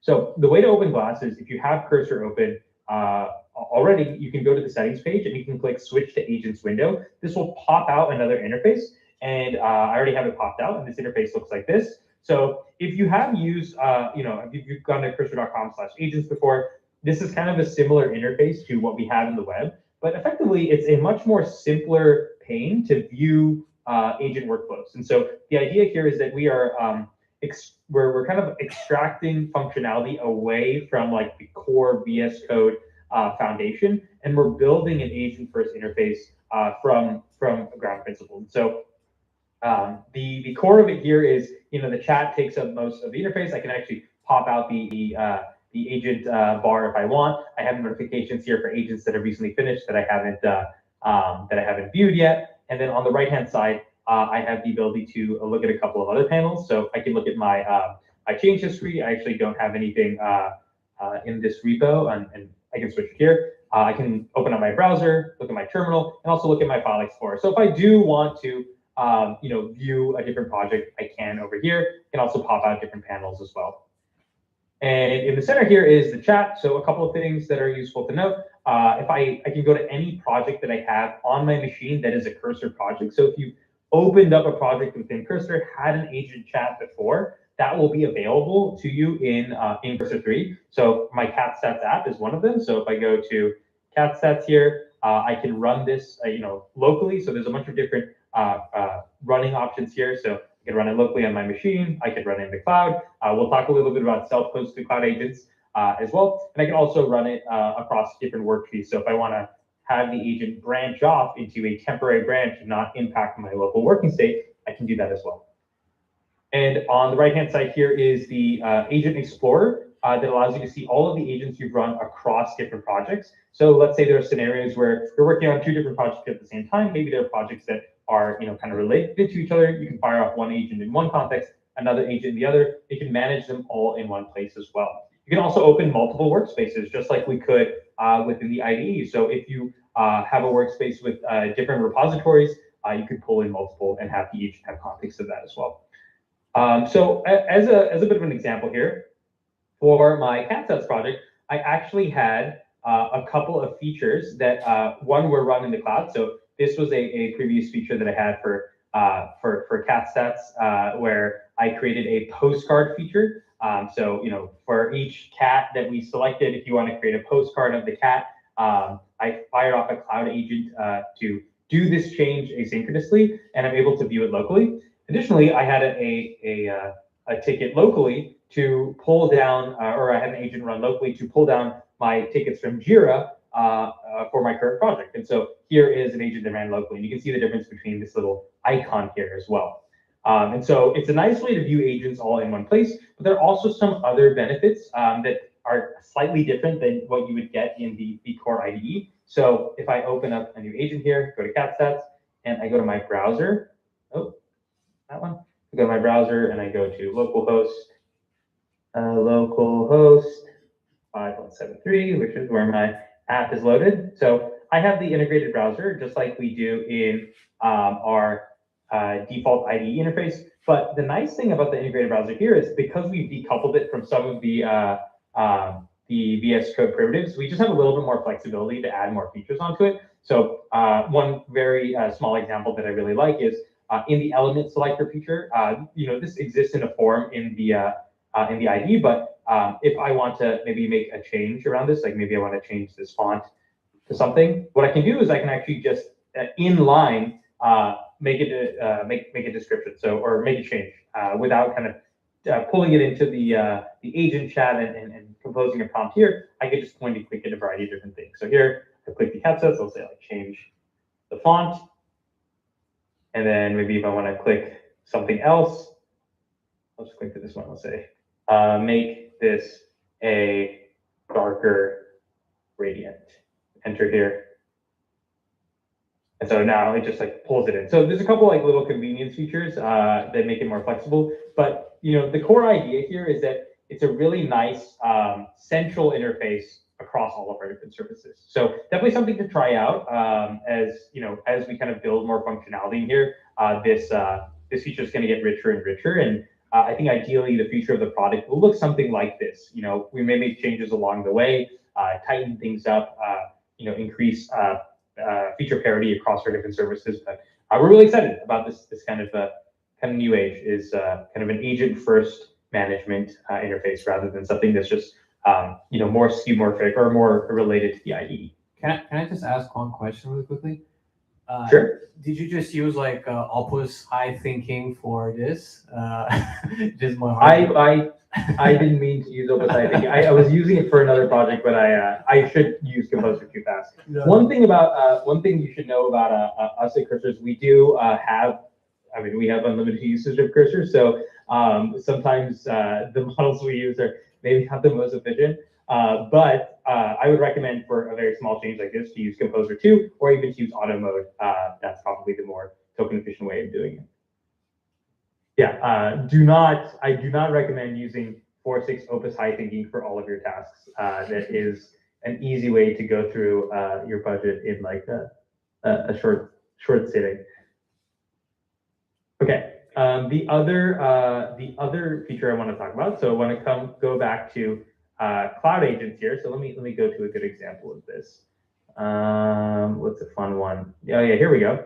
So with cloud agents, right, you can effectively, when you specify a prompt, you can launch the agent in the cloud. And what that does is it spins up a virtual machine, and it has the same agent harness as that exists in your local agent, but with a little bit of tuning to make sure that the task is done and validated by the agent asynchronously. Because it's not, it doesn't have a human in the loop when you're running it asynchronously, we wanted to make sure that cloud agents have a bit more autonomy. So the underlying system prompt and the way that the agent orchestrates its actions is slightly different, and it allows the agent to do very larger tasks with vaguer descriptions, and it allows the agent to kind of test itself and provide what we call artifacts to prove that it's made the change that it's set out to make. So here I have a pretty large prompt, but I'll summarize it. Pretty much I gave the agent a set of instructions to add a map-based filter for my CatStats app, one that is more location-based.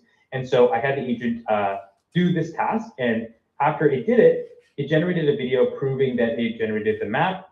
And so here it's created a map with a bunch of different circles associated to each zip code.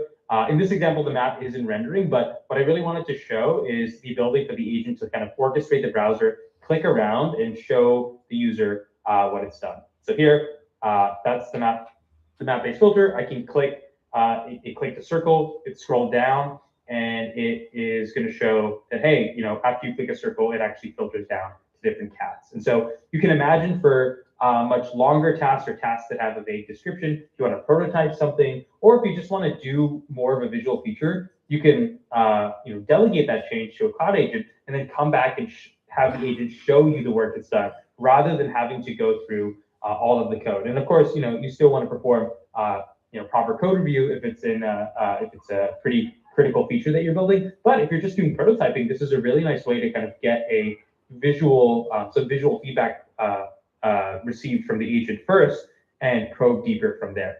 Another one that is kind of fun that I have that's a little bit, I think, further down here is a prototype that the agent built for like a Tinder style favoriting mechanism for my app, where users can kind of heart cats and then also swipe past them as well. So just a really nice way to kind of ship a visual prototype out pretty fast.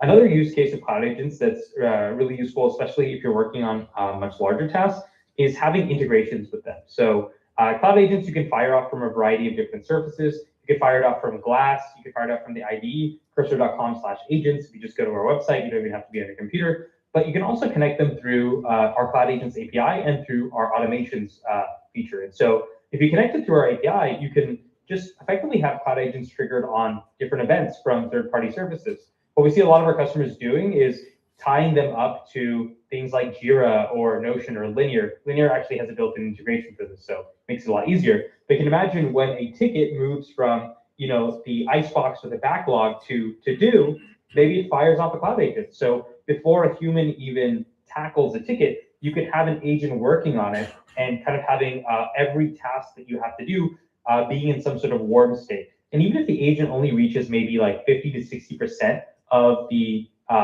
way for that task, it makes the life of the human developer that's pulling that down a lot easier and gives a very concrete jumping off point for any task. Like you can always start with a PR. And that's kind of how we operate internally at Cursor. We use cloud agents for a lot of different things. We have cloud agents autonomously find security vulnerabilities or fix bugs or respond to SEVs, generate documentation. In fact, we have cloud agents in our Slack in such a way that if we're debating how to build a certain feature or whether we should add something, someone will just write @Cursor build this, and it'll launch a cloud agent and supply a PR in that Slack thread that the developer can just go and pull down and work in. So we operate on this very high asynchronous paradigm, and we believe that the future development will involve a swarm of agents at the behest of an organization to build out a lot of workflows without developers having to touch it most of the time.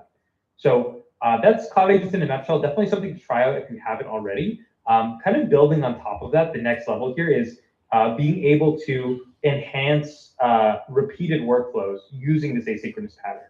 Because now that we've decoupled the agent from your machine, you're able to do things like orchestrate multiple actions on top of these agents or trigger these agents based on a variety of different external integrations. And so that's where our automations feature comes in. So our automations feature, let me go ahead and cancel this guy. Yeah, not saved. We get it.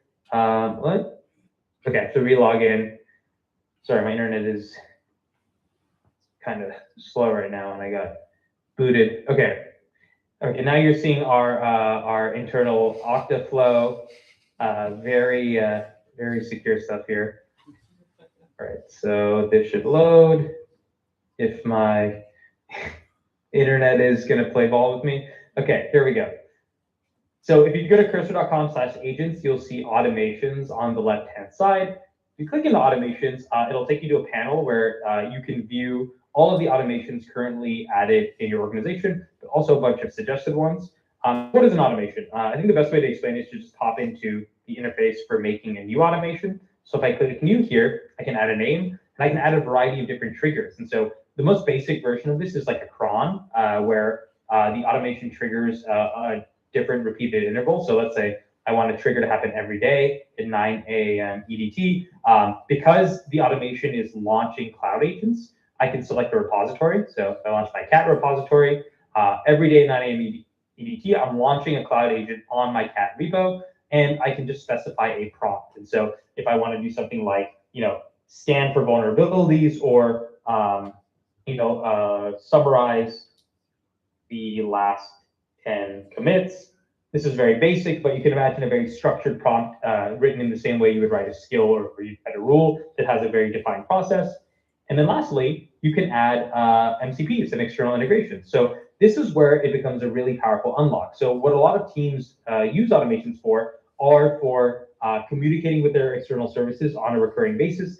For the vulnerability scanning piece, not only do you have the agent looking for vulnerabilities, but you can attach MCPs like SonarQube or Sneak that have really deterministic mechanisms for doing security reviews. Our Databricks, we have a Databricks MCP internally, and we actually use this to generate reports off of our existing tables. And so, you can get as creative as you want with this feature, but it allows you to have workflows that are running autonomously that are integrated with your system. So one very common one is if we see a bug in Sentry or we see a stack trace in Sentry, we'll fire off a cloud agent using this automation. It pulls from the Sentry MCP and then generates a report for the stack trace, determines who the owners are for the piece of code that maybe is errored, and then sends Slack messages to them. And then also starts another agent to create a PR. So you now have an alert that is automatic, it's intelligent, it's able to understand what part of the code base some error came from, and then also can attribute to the users and even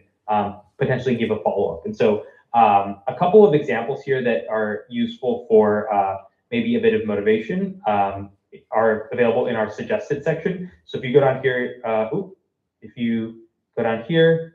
you can see a bunch of different possible workflows. So I mentioned the find vulnerabilities one, summarize daily changes, fix bug reports, in Slack. And so here the trigger is a new message in a given channel. Maybe it's #bug, and then a very detailed prompt on how to investigate. And then ultimately the outputs are sending a Slack message and creating a pull request. So another really powerful feature for building in more structure into your asynchronous workflows.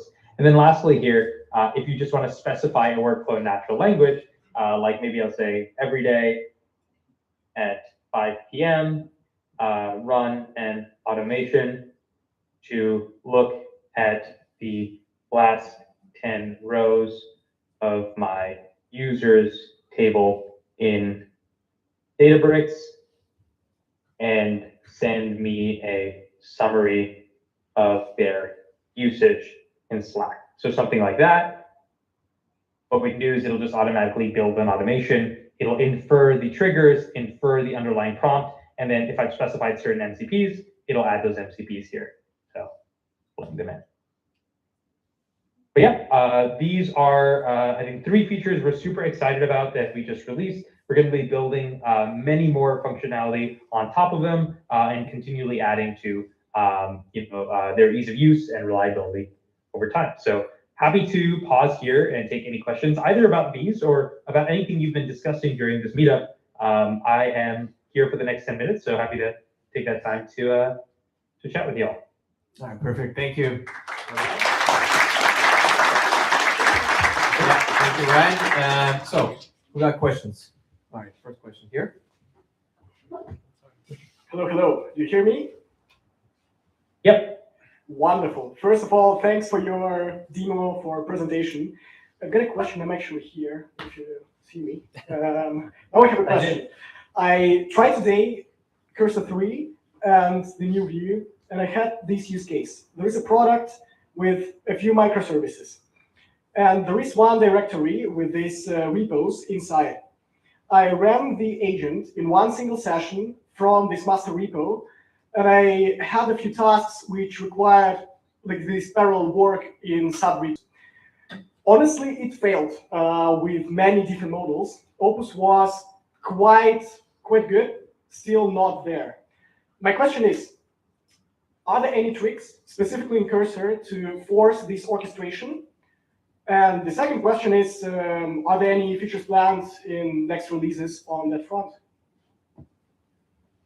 Yes, so for the second piece, we're definitely trying to improve multi-repo support in Cursor 3. I think the mechanism by which we do the file hierarchy needs a bit of tuning. We want to work on like really flexible ways of having the agent have context of multiple repos outside of the core VS Code multi-root workspace, which is how the IDE operates today, which is sufficient and generally will work pretty well. But that's like an ongoing area of improvement.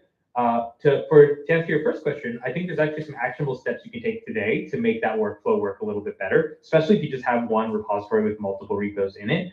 One is I would definitely recommend using plan mode, and in the plan, specify to designate certain tasks as parallelizable across the repositories. So you can pretty much like nudge plan mode in a way of making a parallelizable plan and indicate that in the plan. Secondly, instead of pressing build when you generate the plan, switch to agent mode in the subsequent conversational chat bar, and in agent mode, specify do this plan using subagents.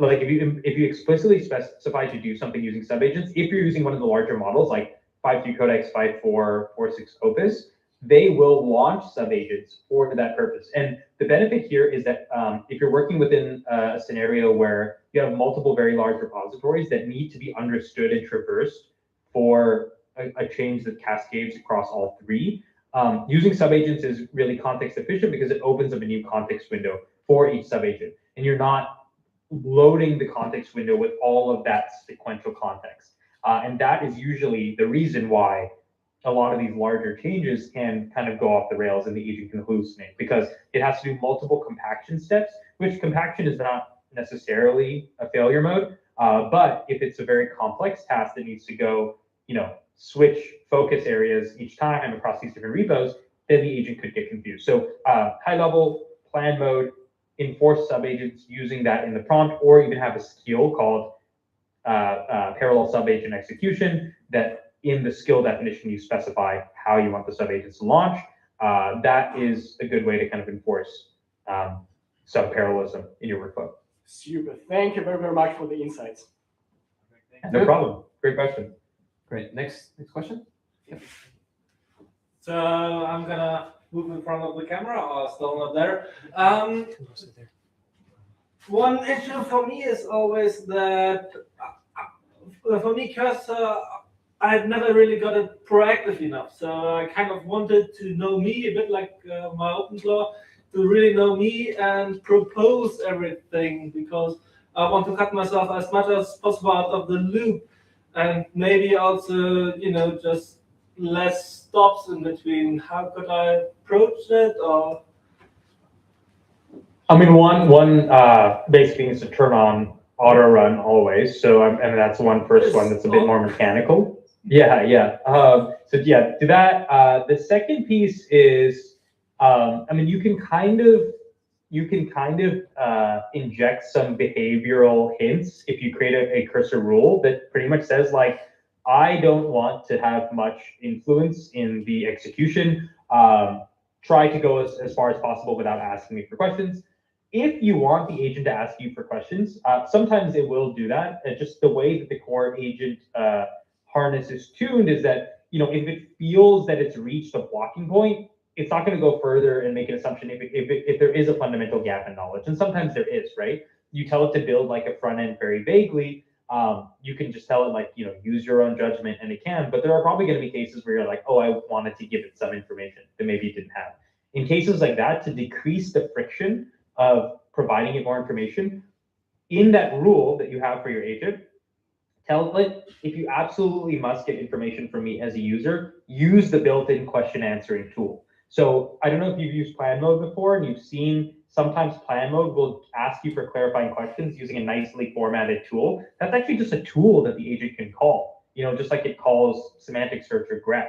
And so that way, even if you have to interact with the agent in some way, you're only interacting through like multiple choice or specifying a prompt. So it kind of helps decrease the friction. But I think the core thing is that if you're using the agent synchronously, there are going to be cases where it runs into a block and it stops or waits for your response or feels that it's finished without actually being finished. If you want to go crazy, which is fine, if you want to, you can build what people online call the Ralph loop. So with the Ralph loop, essentially you use built-in hooks to kind of jumpstart the agent every time it reaches a reasonable stop point. So there's a lot of documentation online on how to do that. And actually, if you use our Cloud Agents feature, we have a toggle for long-running agents.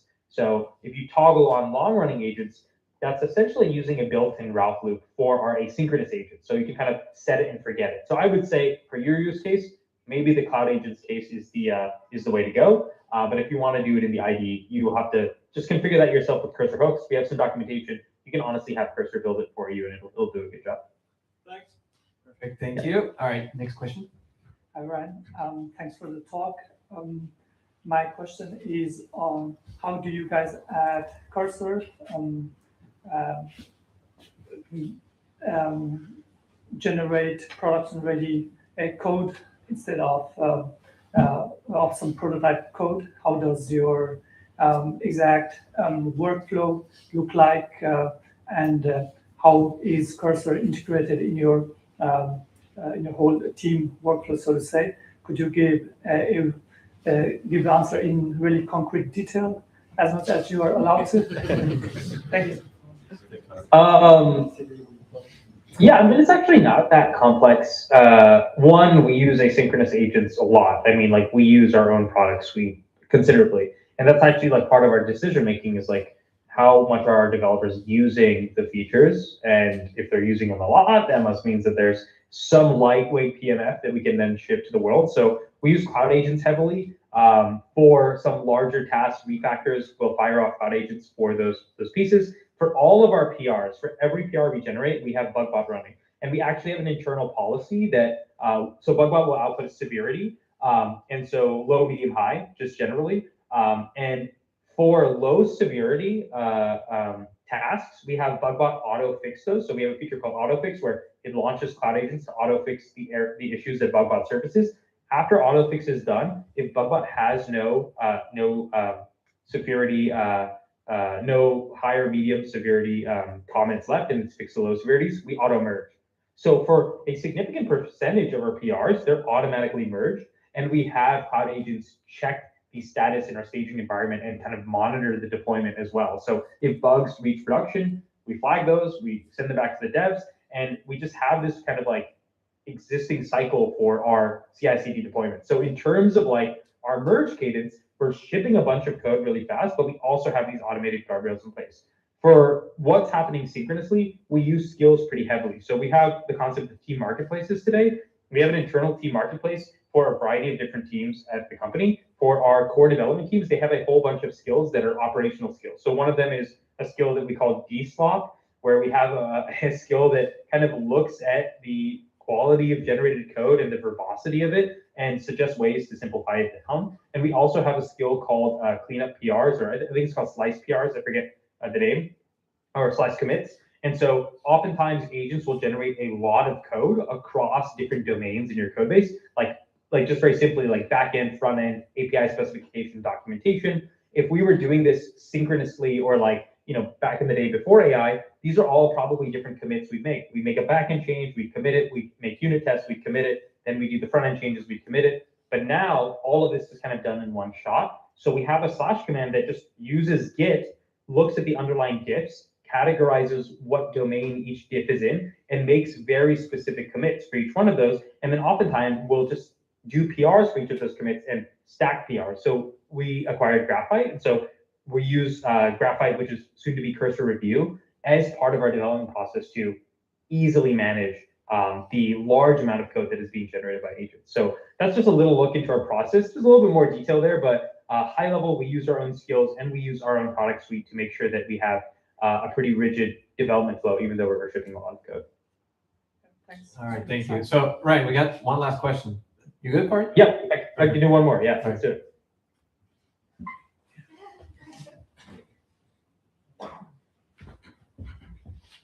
Hello there. Hey. Yeah, I really love Cursor, and then I'm already in this vendor lock-in mechanism where it's really hard to move out. So I'm trying to convince the team, and I'm convinced that it's making me much faster. I've been trying different couple of tools. So since you use it in the team, I can definitely ask AI or go on Google, like on Reddit, how to optimize costs. But like, since you are eating your own dog food, would be nice to give tips on how to keep the costs low. Yeah, it's going like really high lately for us. I've already complained about it in the previous question with another speaker. But yeah, I did some comparison for 5 tickets or ticket definitions. We try to do prompts in linear, so even product people can prompt, but they need to write a ticket. AI, like cloud agents, will pull these tickets, implement, create pull requests. But on different severity of tickets, 5 of them, a couple of hours, different. Both Opus 4.6, Claude, and Cursor at the same time, pulling the same tickets in a different work tree, working together to build the same output. Quality is the same, but the bank doesn't like the costs from Cursor. So, do you have any tips? I want to still user experience wise, I'm trying to use everything from Cursor to lock myself even in, so no one can get me out. But I want to know how to keep the costs in check, especially if you want to scale to 10 times what we do now. Like, we even think about, we already did a prototype where we have lots of meetings and we talk a lot, co-founders, and everything is transcripted. Even our WhatsApp messages, Telegram messages, everything is transcripted with Notion AI, and then some cloud agents from Cursor will pull that and see like what is potential features from our chit chats, or sometimes when we have a beer and we talk about crazy stuff overnight. So cloud agents will pull that transcript and even build tickets, and other cloud agent will build stuff. So I look in the company quite well, and so it's hard to move out. I just want to know if to scale from 1 to 20, how to improve the costs, how to keep costs under check. This is a topic that is pretty present, I think, across all the AI vendors, right? But I think what's unique about Cursor is that you have flexibility across different models that you use, and I think I feel what we see in mature organizations is not everybody using Opus all the time. That's kind of like the highlight, right? Being able to see what tasks you can offload to a faster, cheaper model versus tasks that require heavy intelligence and also higher token exhaustion. So the example I showed before, where I use Opus High for that very small edit, is an example of behavior that should not be followed, right? So, doing something small, use Auto or use Composer Fast. If you're working within like a very large feature, or you're trying to plan something out, use one of these larger models. And also, even within the larger models, you can see that there's a difference in terms of the token greediness, right? Like, the Opus models actually tend to want to call more actions or more tool calls. They actually want to take a longer path to pull in context. Sometimes that leads to a little bit more.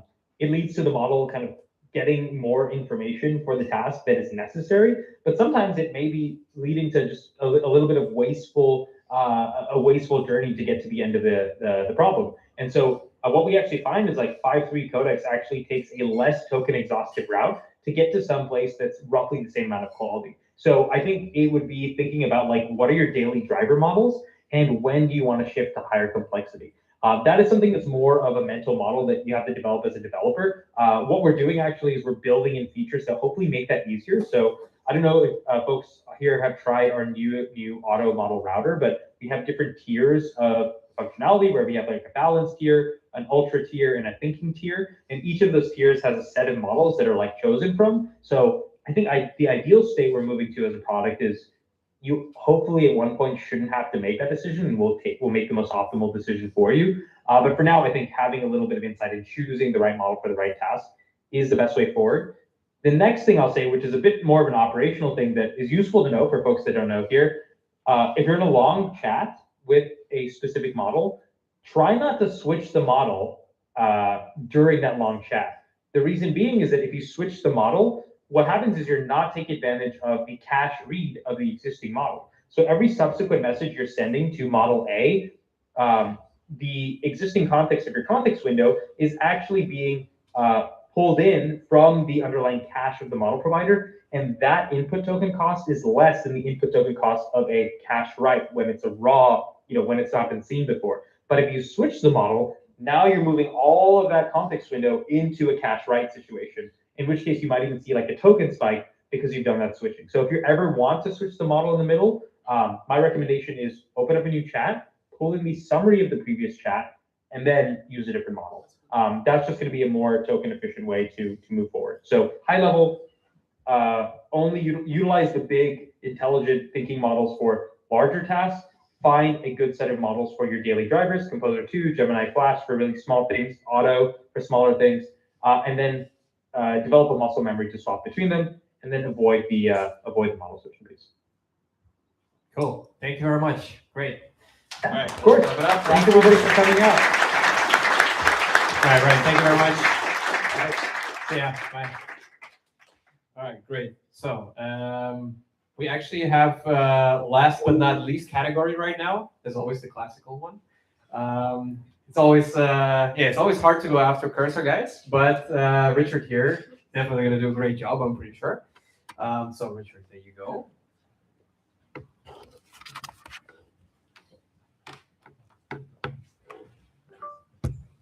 All right. Well, that's good.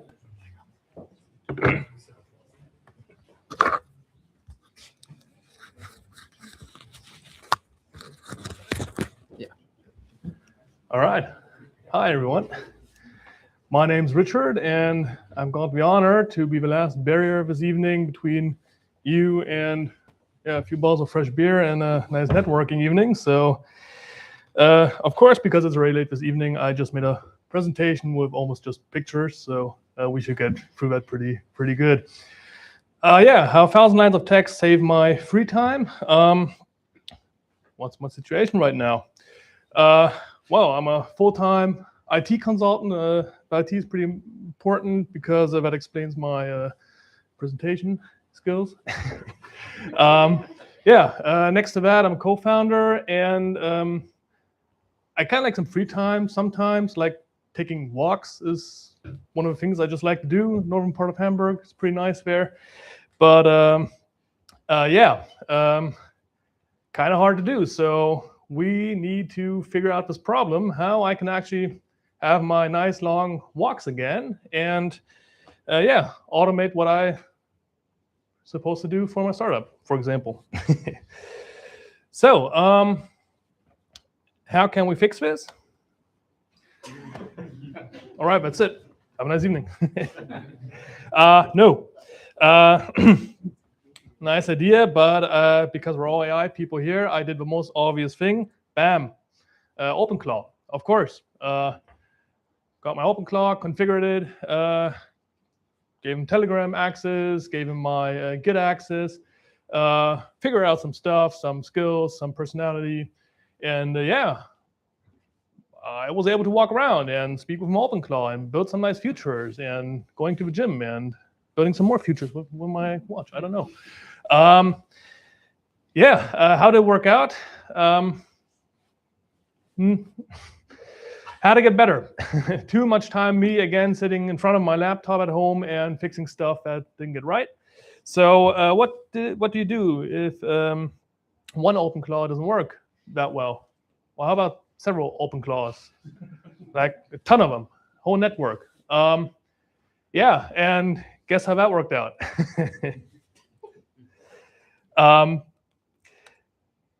Even if it has an extremely cool hacker-looking TUI, so it's maximum professional. There's even a chat function. You can have a look at what their agents actually chat about, all the stuff. And after tried to build an app with that. Took like 40 hours, and the result was kind of working, but looked like this. So yeah, it didn't work out as well, too well. So, but I remembered something I learned in my few years of IT experience, and that is a phrase named KISS, keep it simple, stupid. So getting away from all the tons of open class, connect with a network, and Redis taskbar and stuff like that. The communication was really fun to watch. If anybody wants to see the really cool insights, have a chat with me later on. We had to get rid of all this complexity and actually build something that really works and is simple. Well, that's why I thought of the entire process new. Like, what is really good working with OpenClaw and me having my walks around in Hamburg, just having my phone with me, not sitting in front of my laptop, and what did actually not work too well? It was quite obvious afterwards. Talking to OpenClaw and your agent, like for brainstorming and discussing futures, that actually works really well. And that's something you can do while taking your walk. What doesn't work well is a really complex development cycle where you really want to end up with at least 90 or 95% of your quality, so you don't have too much of figuring out and just fixing the slop it made on the way. So we had to kind of combine this, and it wouldn't be AI if my setup, which I built last week, where we talked about it, wasn't already obsolete again. So we're a fast-paced domain here. So what was my setup before Anthropic did a certain decision? Well, I still have an OpenClaw, but not for development anymore. My OpenClaw is just my partner for requirements engineering, talking about futures with me, brainstorming them with me, being a critical person, talking back to me. And after we've talked long enough about a future, the only thing my OpenClaw does is actually make a GitHub issue. That's it. He just writes a ticket. What comes afterwards is something I would have done personally a month ago. I'm a big fan of BMAD. I hope everybody knows BMAD. It's a nice framework which kind of forces you from vibe coding into vibe coding with a very professional software development process. Works really well, and it's more or less just a set of agents and workflows. And the results with BMAD are really, really good. One downside, I'm doing this a lot of the times, because when your requirements are good, it's just more about getting that documentation to an epic, to a story, then developing it, then testing it, and so this is not that much fun. But there's one good thing about doing this, because this is automatable. And that's what I actually did with my pipeline. So what is my pipeline? It's more or less just a text file, MD file, files lines of code, and a few agents with that. So to show you something real here, as we see, during I'm talking, it's actually working and figuring out how to implement a few tickets of mine. So what did I do here? First of all, we have this pipeline MD. That is my 1,000-line file, which is more or less just a complete orchestration of the entire BMAD workflow. So, because I don't know all the steps by heart, so what does it do? It first of all fetches all my GitHub issues, which is really nice because my agent my OpenClaw agent writes to GitHub issues, so my pipeline fetches from GitHub issues. Next to that, it first of all picks a story, of course, with the BMAD method, and works through the BMAD flow. Means creating the story, the BMAD files, down to very granular documentation. Afterwards, as we already see down here, it makes its own branch with very simple GitHub Git commands actually. Afterwards, it develops my ticket with, again, BMAT, of course. For every big cycle, for example, for development and for QA later on, there's always a sub-agent spun, so we have actually a clean context for it. So afterwards, let's get this big again. I got my quality gates. So for example, something simple as linting, format, type check, stuff like that. So not always my GitHub Actions pipeline has to identify it. Got a code review in there with BMAT, and after that, there's a PR. I have a separate branch for all my automated generated stuff. After it makes a PR, it looks at my pipeline if anything goes wrong there, and fixes it if something does. And afterwards, it deploys the entire feature to my deploy server where my test system is running. So all I can do after coming home from a walk, I can just, as a IT consultant and software tester, do what I'm actually better at when developing, and that is testing software. And afterwards, if I find something, I can again, of course, with my OpenClaw, open a bug ticket if I find something. But the bug tickets I found with this setup are, not that many.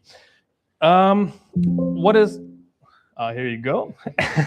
But that's perfect timing, because I just wanted to say my pipeline has another great feature, and that is crash safety, because my laptop is actually, sucks. MacBook is already on the way. That is here.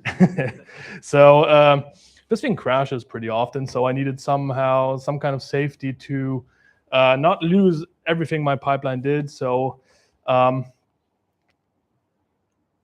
of course,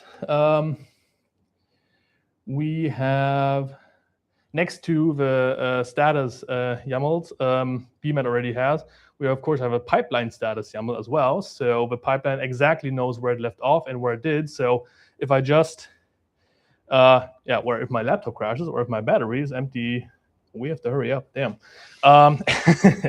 It just really starts from a point where it left off. And I don't lose any progress. So, however, results overall, whoops. I should pay for PowerPoint. The results are really delicious. It works great. And if anybody has any questions or want to have a deeper look into the pipeline, how things work, happy to have a chat with you. So,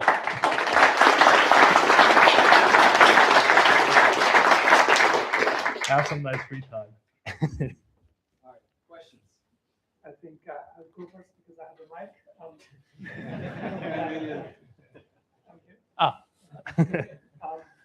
So my question is, I haven't tried OpenClaw or Cloud Code so far. So my question is there a 100% reliable way to make sure that your agent does only the read operations and does not do any write operations while it is doing whatever you asked it to do?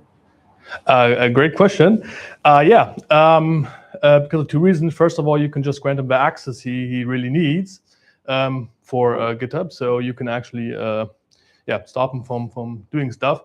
And because the only task he does now is writing tickets, so he doesn't even need to develop anything.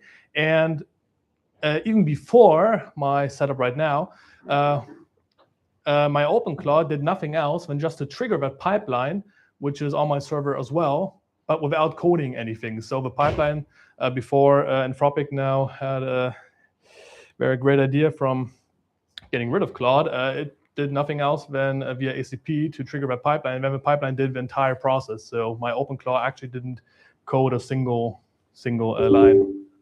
Yeah, that's it. And the pipeline is safe, so no problem. I'm not even nervous. Yeah, Could you donate your 1,000 lines of code or pipeline so I could ride my bike more often? Yeah, I actually do want to make it open source. I mean, right now it's really focused on my project, so I've just hard coded more or less my repositories I have and my deploy server. But I'd love to show you now my pipeline because I already started making a lot of stuff configurable in this YAML. So, for example, for your code review cycles or your formatting linting cycles, I actually have a configurable number of feedback loops he would actually do before escalating to the user because I don't want to burn through all my tokens when I go to sleep during my pipeline or taking a walk. So right now it's very hardcore to my project, but yeah, I plan to open source my text file. Yeah. Your question would be. Yeah. Question would be, how well does that work with that 1,000 line file? Because we currently, or I'm trying to have our tech guidelines be part of each pull request, and that's like 300 markdown files of how we want to write code at our company. And just having all of that in context is way too much. So I'm thinking of ways to split it. How are you working with one file that's so large? It works surprisingly well, but the reason more or less is because for every important and quietly larger step, we directly have a sub-agent spun up with completely fresh context and only the context it needs from either bmad or any commands I wrote into there. So that is actually not a big problem because the main session of your cloud code is just used for this orchestration, but everything else is or everything else bigger is done in sub-agents. Thank you. Next, is there any other questions? Okay, go this way.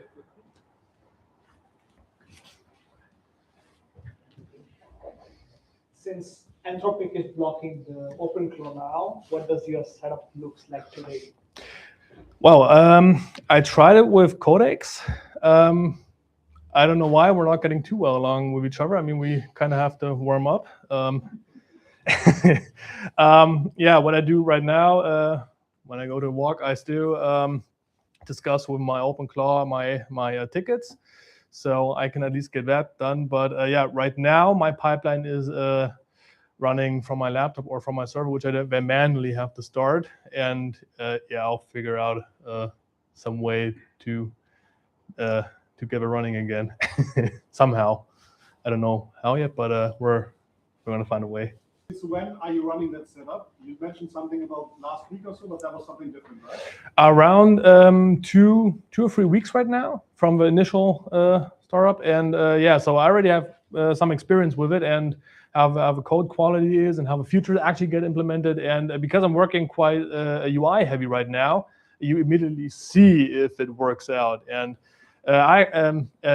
comparing it with my Codex experiments, the difference is huge because with my pipeline, actually all the UX styles are used. The features are not only usable, but they completely implement the design language.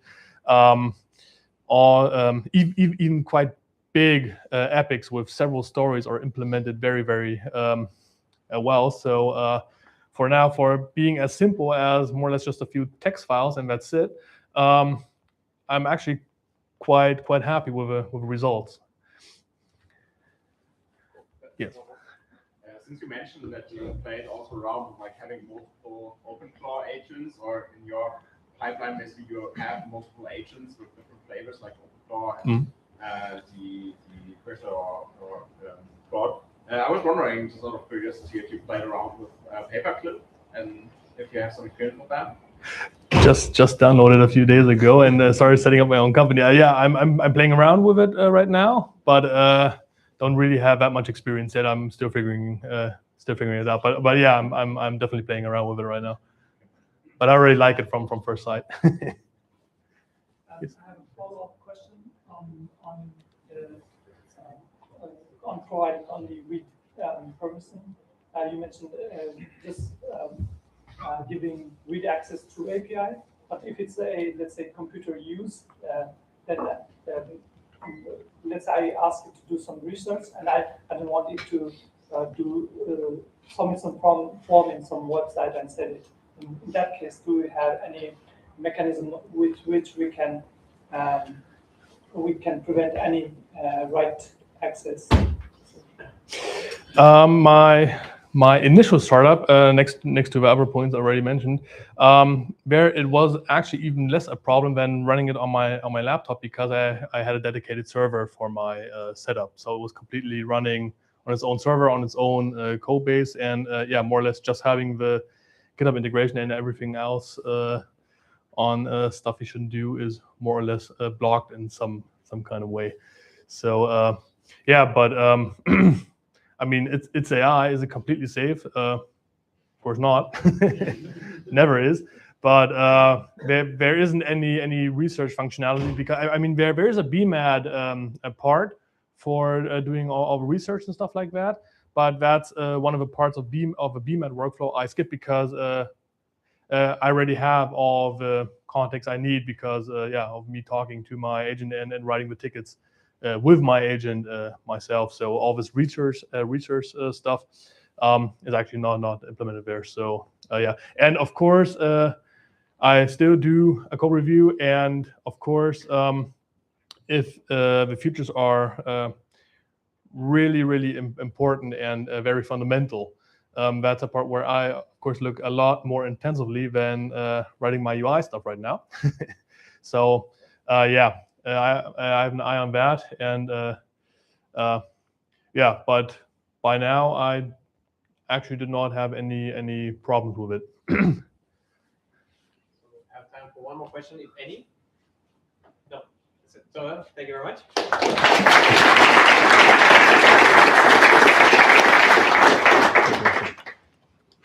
All right, so thank you very much, Richard, and to all the speakers and to everyone that came. As mentioned, right now we'll have about an hour of just like networking, chill, drink the drinks that are still there. I assume there's no food there left. Yeah, just enjoy that, and thank you very much for coming again. Yeah, enjoy the evening. Thank you.